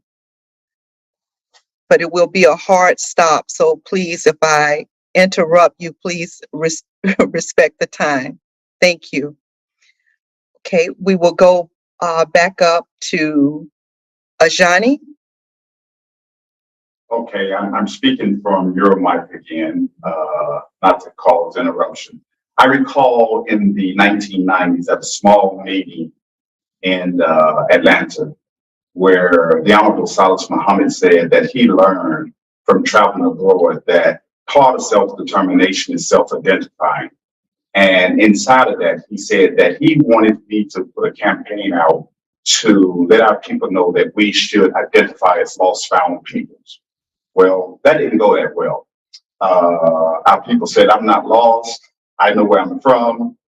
Long story short, I went to a meeting in Santiago, Chile in 1998. Brothers and sisters there from South America and Central America had already self-identified as Afro-descendant. So this term was being used. But in my passion to fulfill the Honorable Salas Muhammad's words and try to put forth lost found people as I named, I missed that. But in the documentation that I returned to the United States with was that term Afro-descendant. And so I will always be a member of the Lost Found Nation of Islam, but I gave up Lost Found Nation of Islam as my identity, and I laid claim to Afro-descendant. And so I think going forward, if we would bring all organizations under the umbrella of Afro-descendant and we self-identify, then not only were we deracinated here in our culture, in the United States, but so with our brothers and sisters in Brazil, Central America, and South America, who all lay claim to that term, and it unites 250 million of us under the term. And with that, I'm self-identifying as a part of self-determination. And I see, where do we go from here? We go under the umbrella of Afro-descendants, and we all get this job done. Thank you, and submit. Thank you, Ajani, for that comment. And I have received message for the hard stop now, so I'm going to have come before you in this presence the reason that we're all here today, the Honorable Salas Muhammad. Mr. Muhammad? Yes. Assalamu alaikum to all of you. I'm extremely happy, burning up inside. I'm really ready to go. I thank each and every one of you dearly from my heart. And to prove it, I offer you all a bowl of beans at my expense. I especially want to say to President Mukaram and to Pastor Victoria, thank you for making my dream come true. Nationality.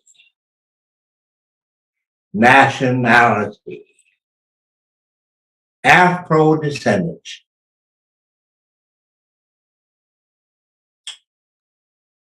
People of African descent versus people of Afro-descendants. In UN, we had traveled there maybe 2 or 3 times at this particular time that I'm talking about. And there was a table with subcommissions sitting around it called People of African Descent. While we already had a table with people, Afro-descendants. We thought that they were the same thing at first. We went over to people of African descent. We had been at Afro-descendant.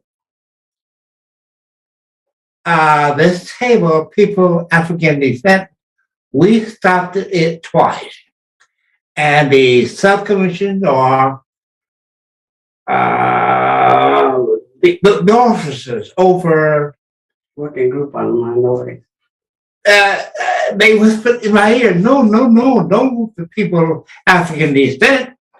You are Afro-descendant. Go to that table. And we eventually went back to our original table.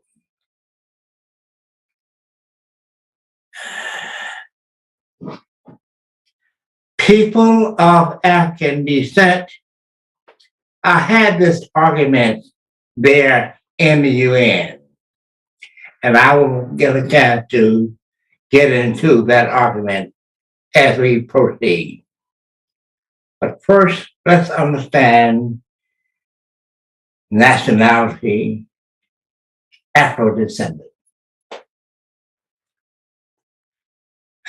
In the Bible, at chapter 15, Genesis 15, verse 13, you will notice that a people's going to be in bondage in a strange land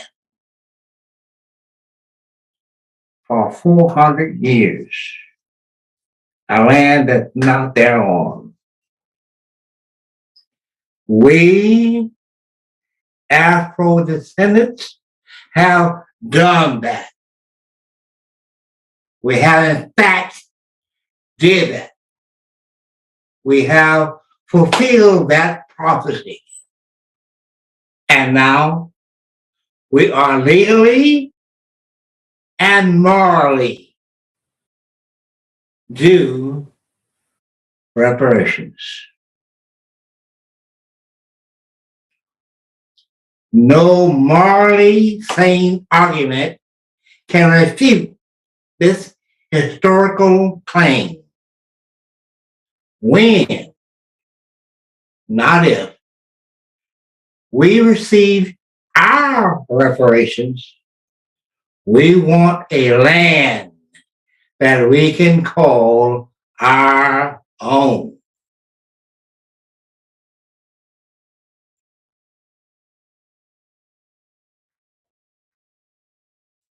We call upon Saudi Arabia to answer this need.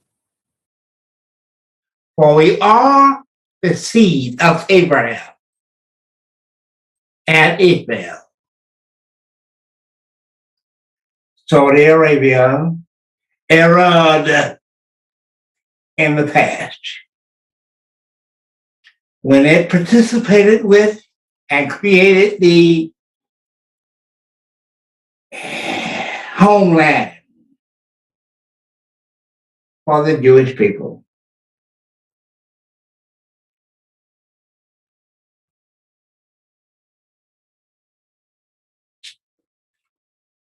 It can now, Saudi Arabia can now correct some of its mistakes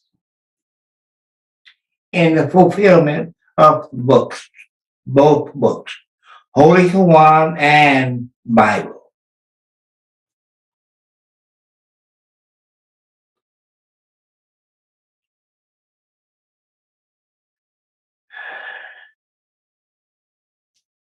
We entered the United Nations in 1992.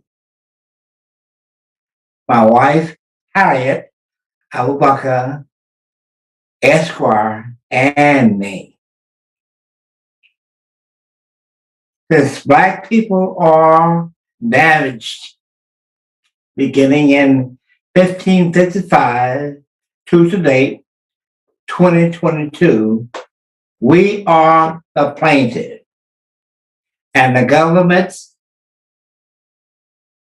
of Black people in America and the Americas are the defendant. We sought a neutral, unbiased tribunal, a third party to hear our case. The United Nations agreed with us, or with our thinking, in 2002. Also, the United Nations aided in embellishing our name, Afro-descendant minority, in 2002, and recorded the same in a UN document, Afro-descendant, descendants of Caucasian blood and of African blood, both in the America and the Americas, as plantation slavery diaspora, numbering 250 million. No question is raised as to the degree of Black blood, of white blood. This new minority is both Black and white. We are the new Black minority. We here will focus on one nation at a time. You Afro-descendants, Africans who were in America, and those nations similarly situated are asked to do what no nation of people in the history of man has ever been asked to do. There is no precedent to follow, no blueprint, nor is there a definite rule to follow. You have only the Bible prophecy of 400 years of slavery and affliction to be observed. Our life experiences is our truth, says this prophecy has been fulfilled. Well, we all are on edge. Our existence is a living truth.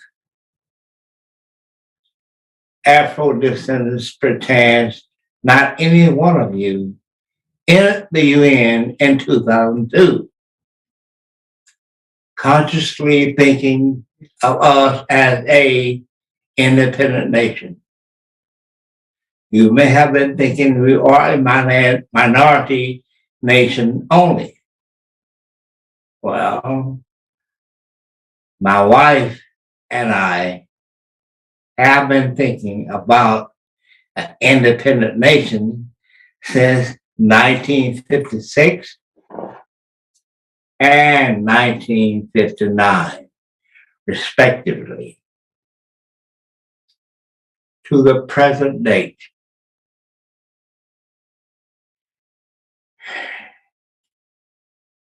It's not realized, or you are that a mixture of black and white blood. That's what you are. You don't like talking about it.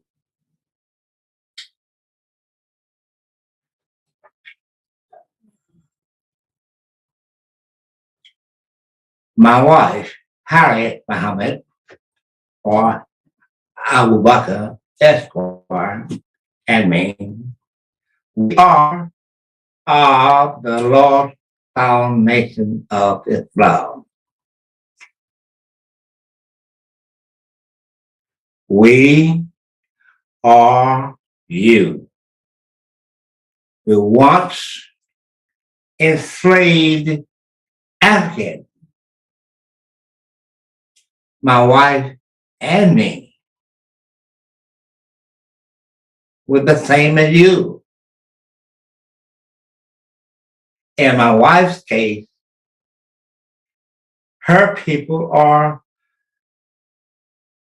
lighter, brighter, damn near whiter, but variety, who suffers from some of those color issues. I had one other statement in there that I wanted to make. My wife took it out. When she's sitting here, I think I'll go ahead and make it. I don't mean an embarrassment to her, but it more illustrates the point that I'm trying to make. My wife's grandmother, in her 90s, had difficulty with her mind and is placed in an old folks' home. Her son came in to give her a bite to eat. And she said, "Get this junkie away from me."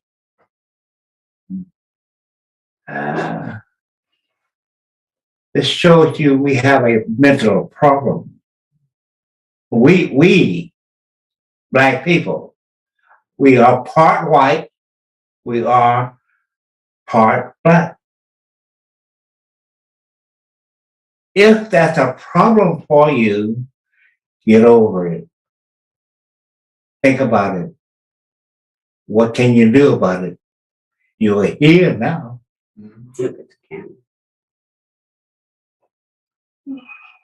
Look at brother.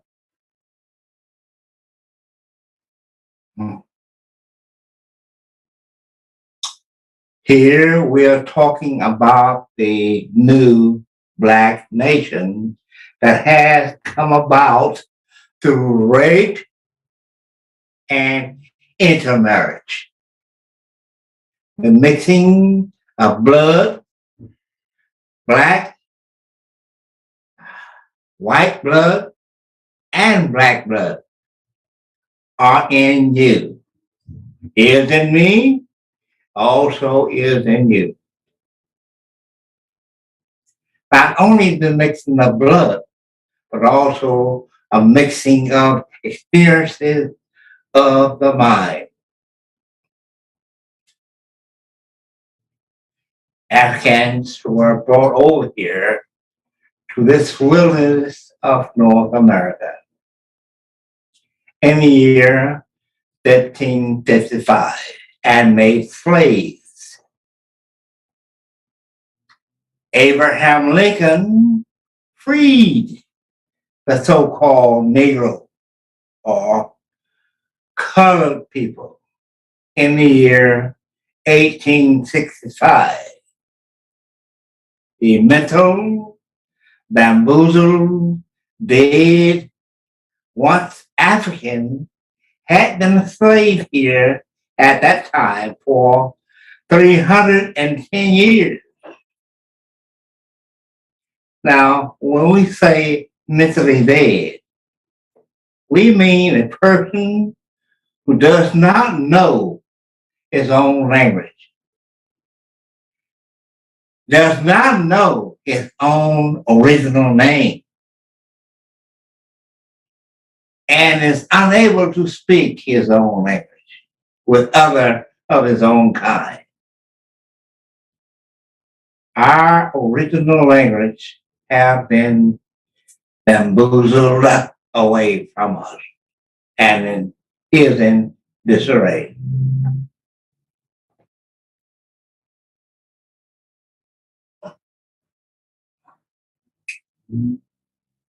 In many different thoughts, experiences, including our religious belief, how the ex-slaves confused. We must make ourselves human again in accordance with UN, United Nations, defined definition of human being. Religion has this new nation in a state of disarray and confusion when it comes to religion or Christianity, when it comes to Orthodox Islam.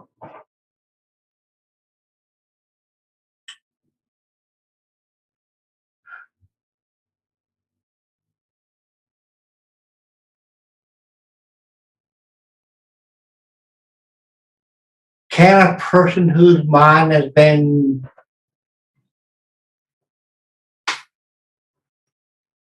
shattered or cannot speak his own language know what it sounds like or know what his name sounds like?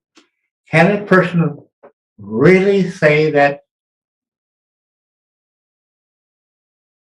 Christianity or Orthodox Islam is his or her religion?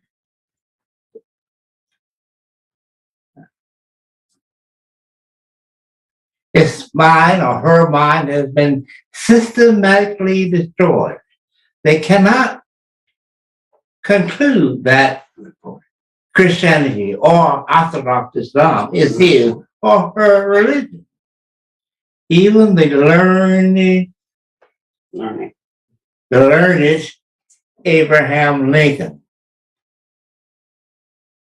President of the American government, said, "The Bible is not my book, nor Christianity my profession. I could never give assent or approval agreement to the long, complicated statements of Christian dogma."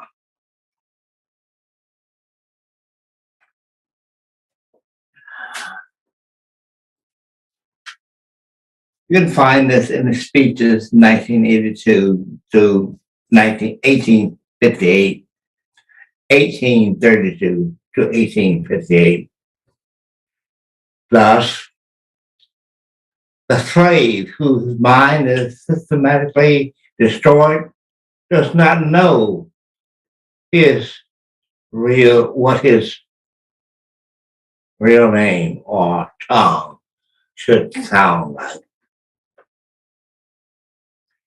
Has the original man, African, been destroyed, exposed to ethnogenesis, or has his mind awakened? If you are Afro descendants, your mind has been awakened or is awakening. Afro descendant.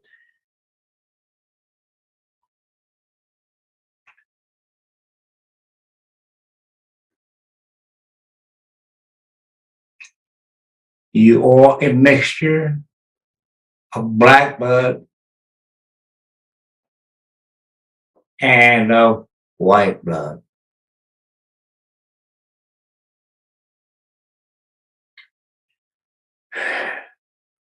The new Black nation.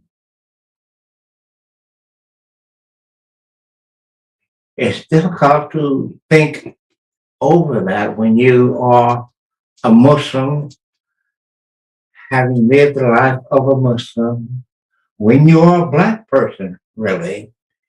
It's hard to think that you are not 100% Black. You also got white blood in you. You got the white color in you. Look at your grandmother, grandfather, your aunt, your uncles.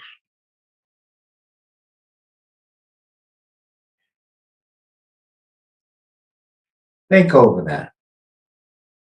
You are part Black blood, part white blood. Now, we're not talking about the degree of Black blood in you.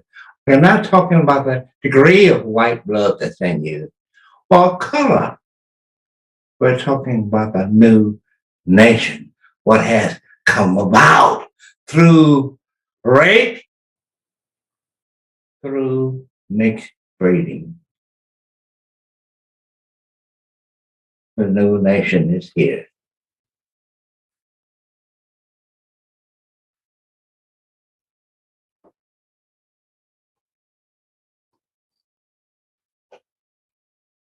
Think over it. Moreover, President Lincoln stated, "Let us keep them here as our underlings." He knew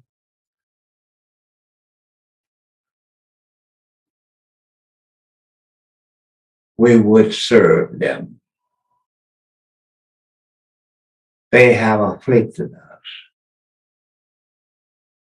extraordinarily well beyond 1865. Afflict and inflict means to impose something unpleasant, unwanted on another. White man inflicted heavy casualties on the Negro, his enemy, as he sees us as his enemy. In line with the prophecies of the Bible. See 467 years of slave history, including George Floyd and a multitude of others. Does the Black man view the white man as his enemy? Only an enemy would purposefully afflict or inflict another. The Bible prophet goes on to state, "And that nation whom they shall inflict will I judge, and afterwards will they come out with great substance." Can this prophecy be made a reality?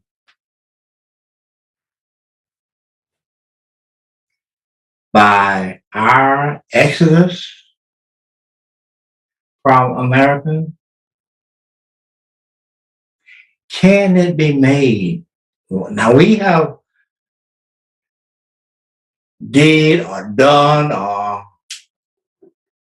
after the 400 years of hell beating, slavery, but we have not exited. We are still here. In order to say we are that slave children complete, we must exit America. Our exit is called for in that prophecy. Can we exit America and make that prophecy our word? Who wrote the book? If you or your mother, or grandmother, grandmother, mother, if your people wrote the book,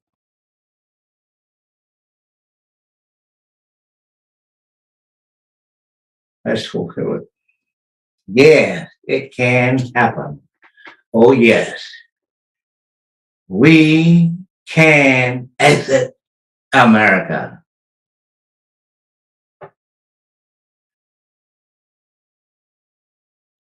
We believe we are ready to see the rest of the prophecies of the Bible and Quran fulfilled.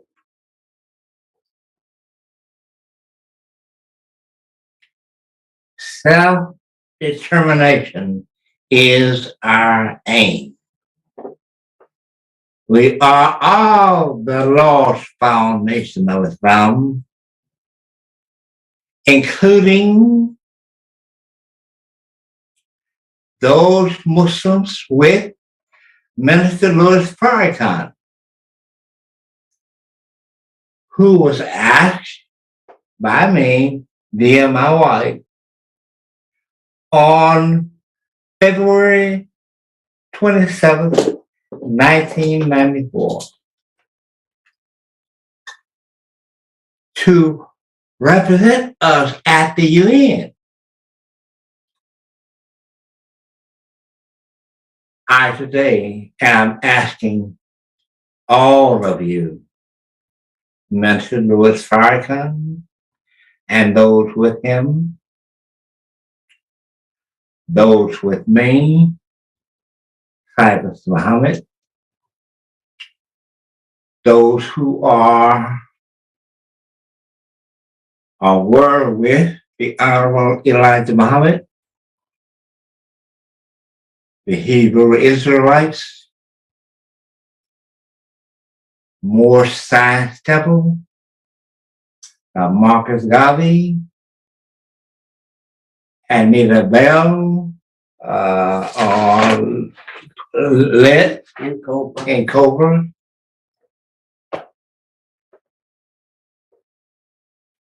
To you who are with Black Lives Matter,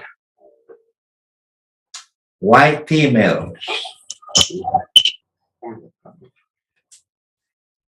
those with Malik Shabazz, the Black Panther Party.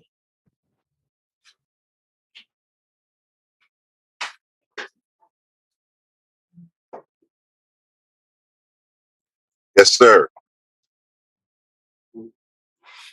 White females, all who are in America's government. Governments.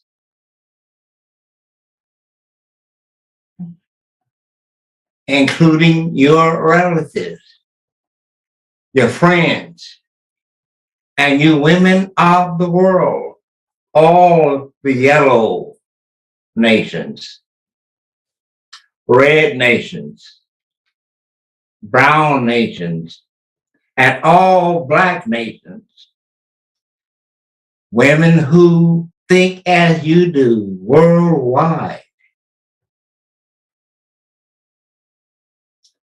Will you aid? Will you aid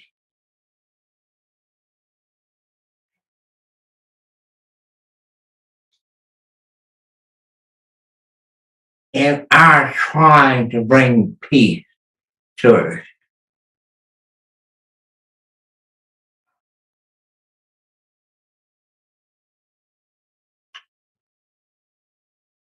We're trying to bring peace to earth. I said women because men are generally subject to fight over fish, just to prove who is man, except those men who know.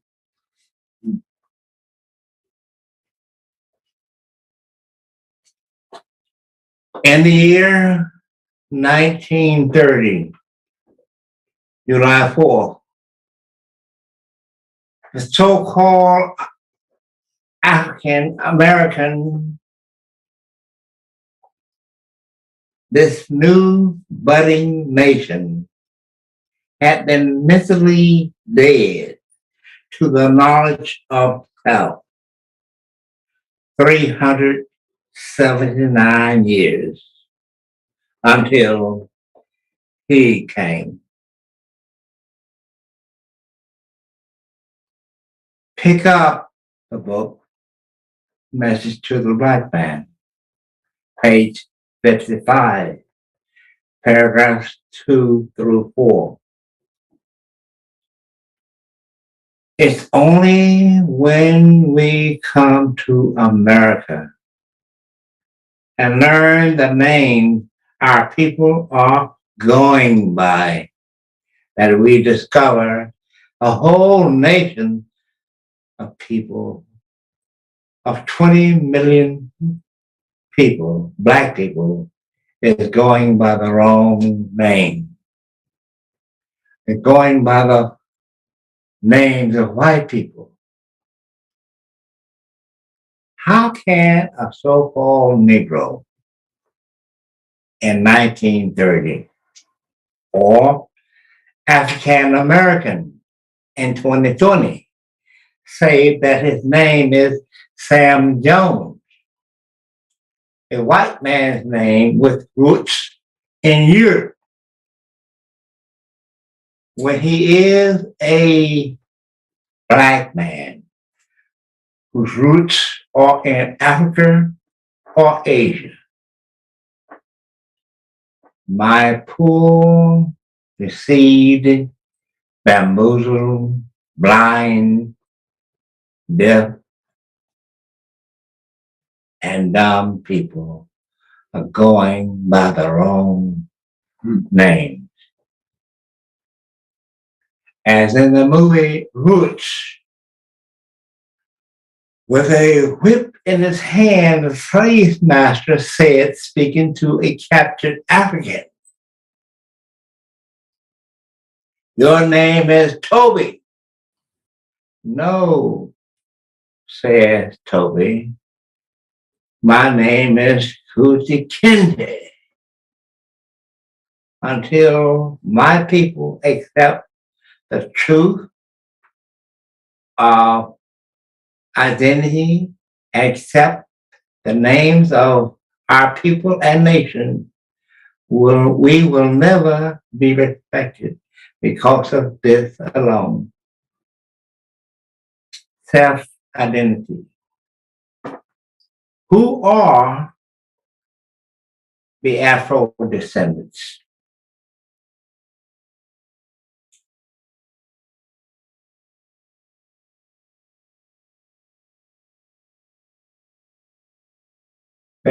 They in the UN, there are human rights. Many nations have come together and have decided on what these human rights of each and every individual should be or ought to be, and they voted on it. The most important one of these is the language. Now, they all are important, but the one that I want to deal with you on is mother tongue. This is UN language, UN law. These rights are governed by the United Nations, they're not exactly looked on with favor with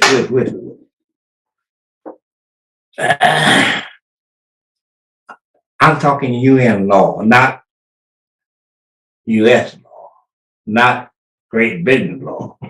I'm talking about the law that governs the whole world. The UN law, the international law, what the government of the entire world. It's called ICCPR.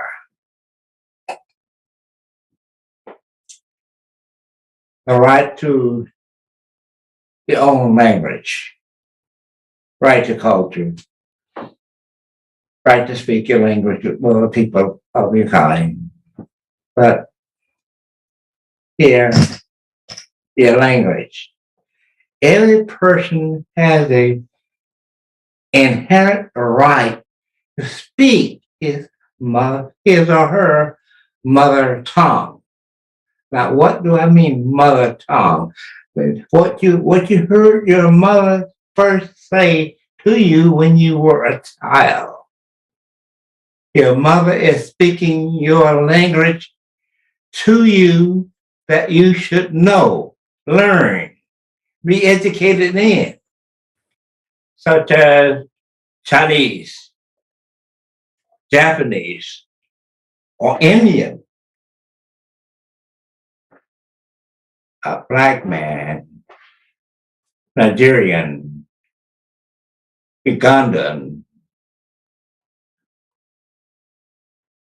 you do not know your language. Why? It was taken away. It was taken away. We, my wife and I, spent 17 years in the UN and around its seminars spelling that out to the UN that you have violated your own law.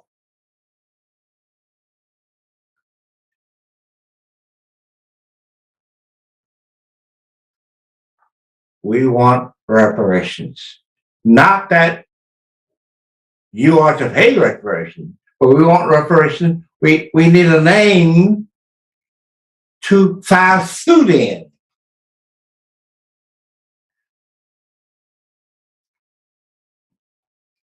Not that language that we speak to the UN. We didn't speak the exact language that I'm giving you. Now I'm putting it all in a capsule.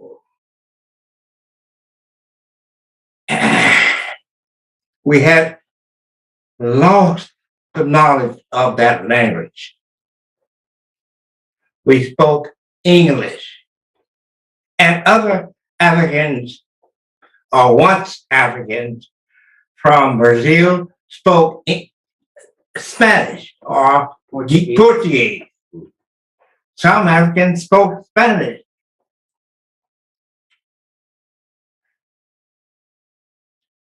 In the meetings that we held in Geneva, in Honduras, in South America, with UN support, or UN sanctioned meetings. We met with 19 nations discussing what our name should be called. And they came up with the name AFRODESCENDANTS. I my wife was present too. I am trying to force the lost found people. For about a whole week long, I'm arguing lost found people. They are arguing Afro-descendants. On that Friday, the close of the week, I'm told that you have a meeting tonight at the restaurant.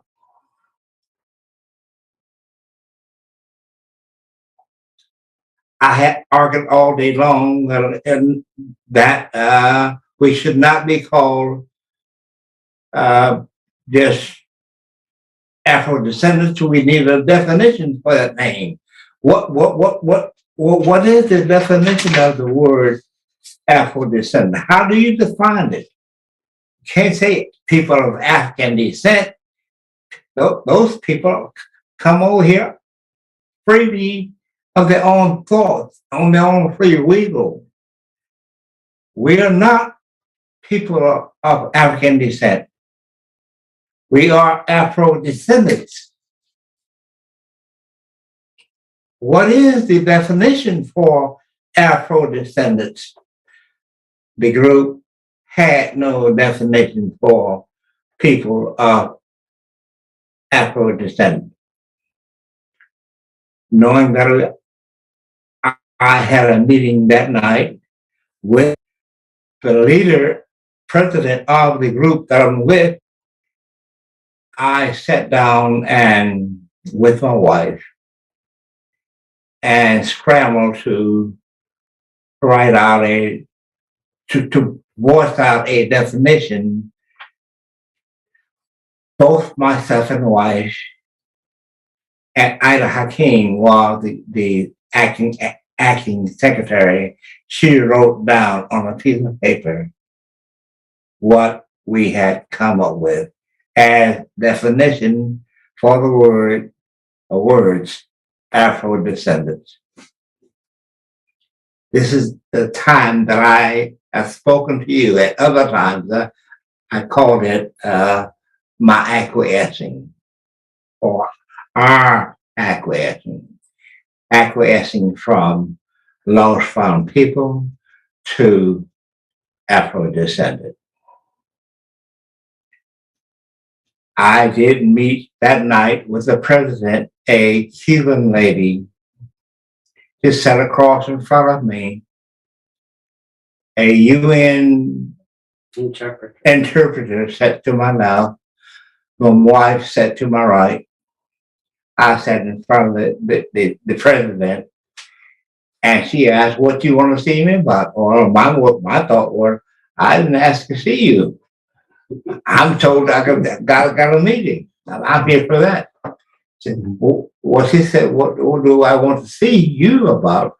I just put my hand in my pocket, knowing that she didn't speak English. I passed it, the note I had on to UN interpreter. And he read off the first definition.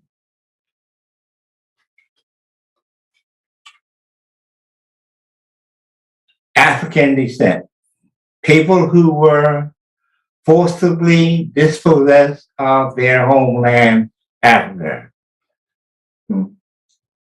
I saw a little smirk on her face. And I told him, read on. He's reading in Spanish. Spanish to her. Were transported to America and the diaspora for the purposes of enslavement. I saw another little smirk on her face. Were subjected to slavery. I saw a bigger smirk on her face. Were subjected to forced mixed breeding and rape. Having experienced through force the loss of mother tongue, At this point in time, I see her not laughing, but a smile, smirk on her face. I'm saying to myself, my definition of work.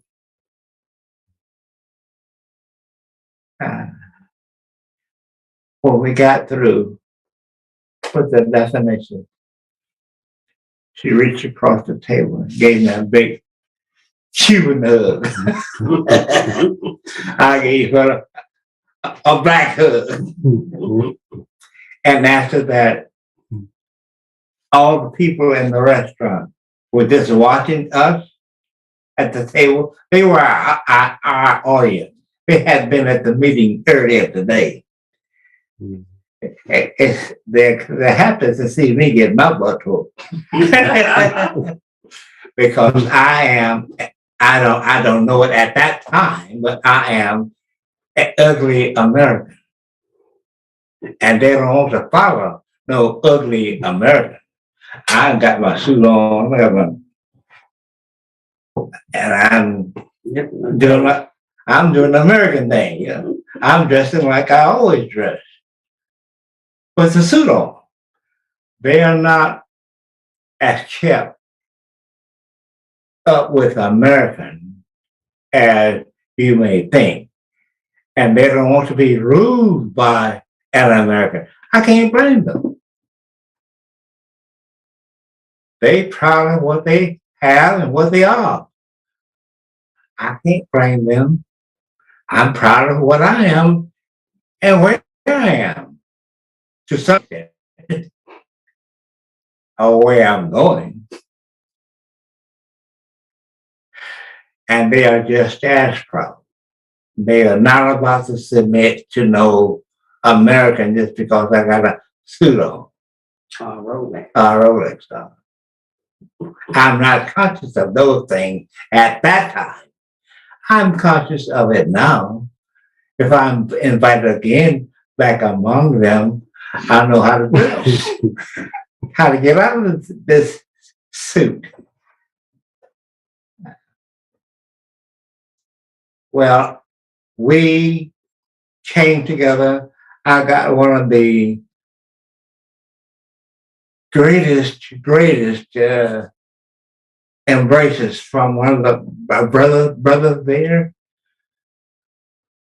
And our saber, it was like unto a Muslim embrace, but it was more felt.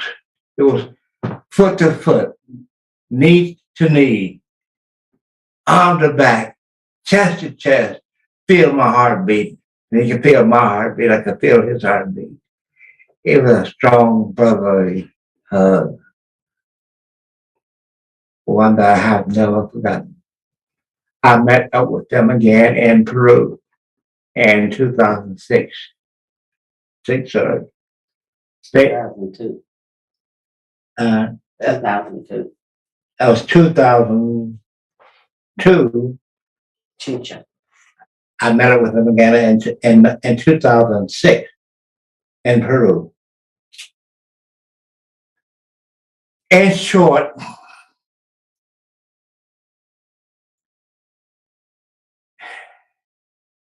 I met a brother. I met brothers and sisters in my visiting in the UN and learning how to speak to people and speak to the UN and not using Islam as my crutch.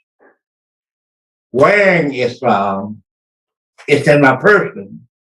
I'm naturally a Muslim, but I'm cautioned just about every day for the first 2 or 3 months. Don't say Elijah Muhammad. Don't say Mr. Muhammad. You can't speak your religion in the UN. So I had to camouflage in that. But I didn't lose that. Muhammad is still my man. I just before I close. Oh, I got to be open for questions. Just before we get this question, I do want to read what Messenger Muhammad said, the Honorable Elijah Muhammad. We know how the devil has made us ugly. We know how the devil has made us ugly.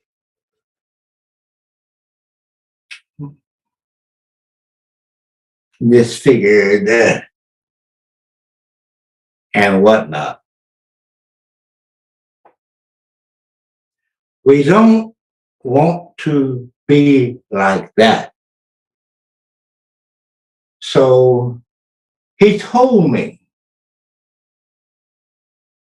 out of his own mouth that we will be a different people. So I don't think you have to ask me that. Will he make us ugly? Meaning because we're mixed with white blood, skin, and what part white, well, part black. Some individuals asking messenger, that's going to make us ugly. The messenger is telling him, no, don't you worry about that. He can just leave us alone. We already that. Already ugly. Just leave us alone. We'll make ourselves pretty. But a person that has given you the right knowledge, right guidance, then you necessarily have to express that in person. If you want to look ugly, it's because you don't have knowledge how to clean yourself up. But Messenger Muhammad gave the lost foundation of Islam exquisite knowledge of self. And we began to clean stuff up, and thus we look clean.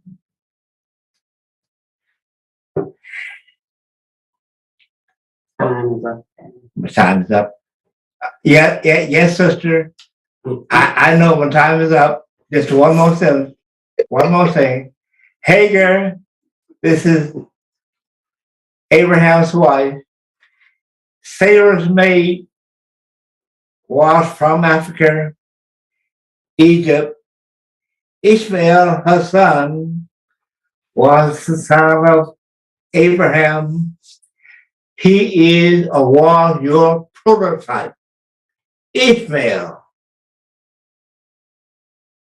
He is the prior model of you. You are the original man, the very first, the seed of Abraham, a friend of God, Allah.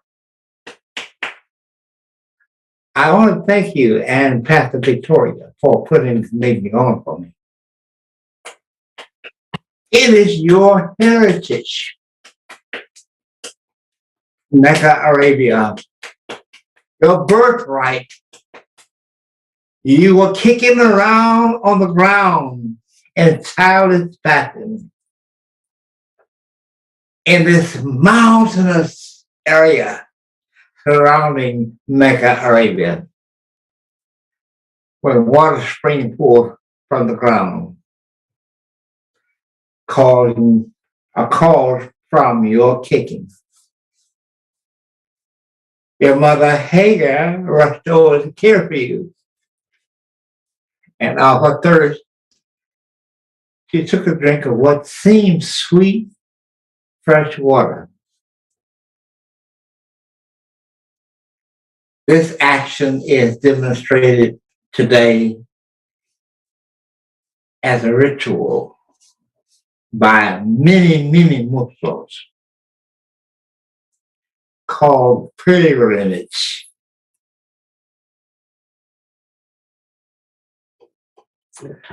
I venture the appearances, this evidences are coming into view. This new Black nation, Afro-descendant, coming into view.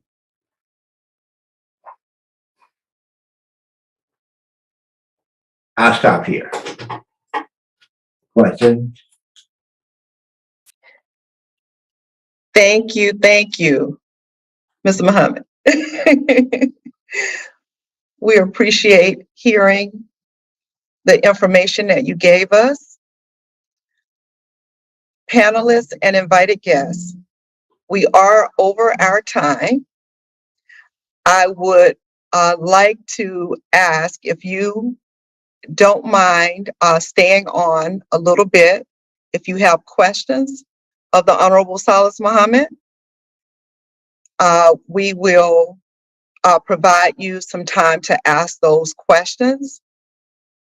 I would ask that you limit the questions to about a couple of minutes. If you would like to do that. So I will take, I'd like to hear from the panelists. You can virtually raise your hand or raise your hand in the space if you would like to stay on to ask the Honorable Salas Muhammad some questions.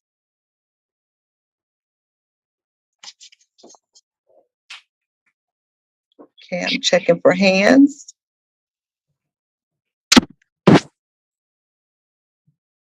Okay, I don't see any hands at this time.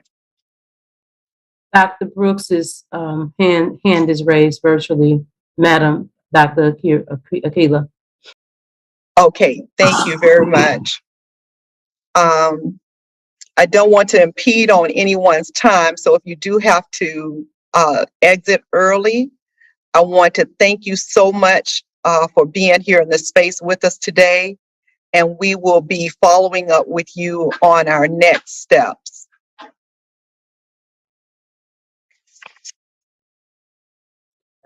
Okay, Dr. Brooks. Yeah, thank you so much. Thank you.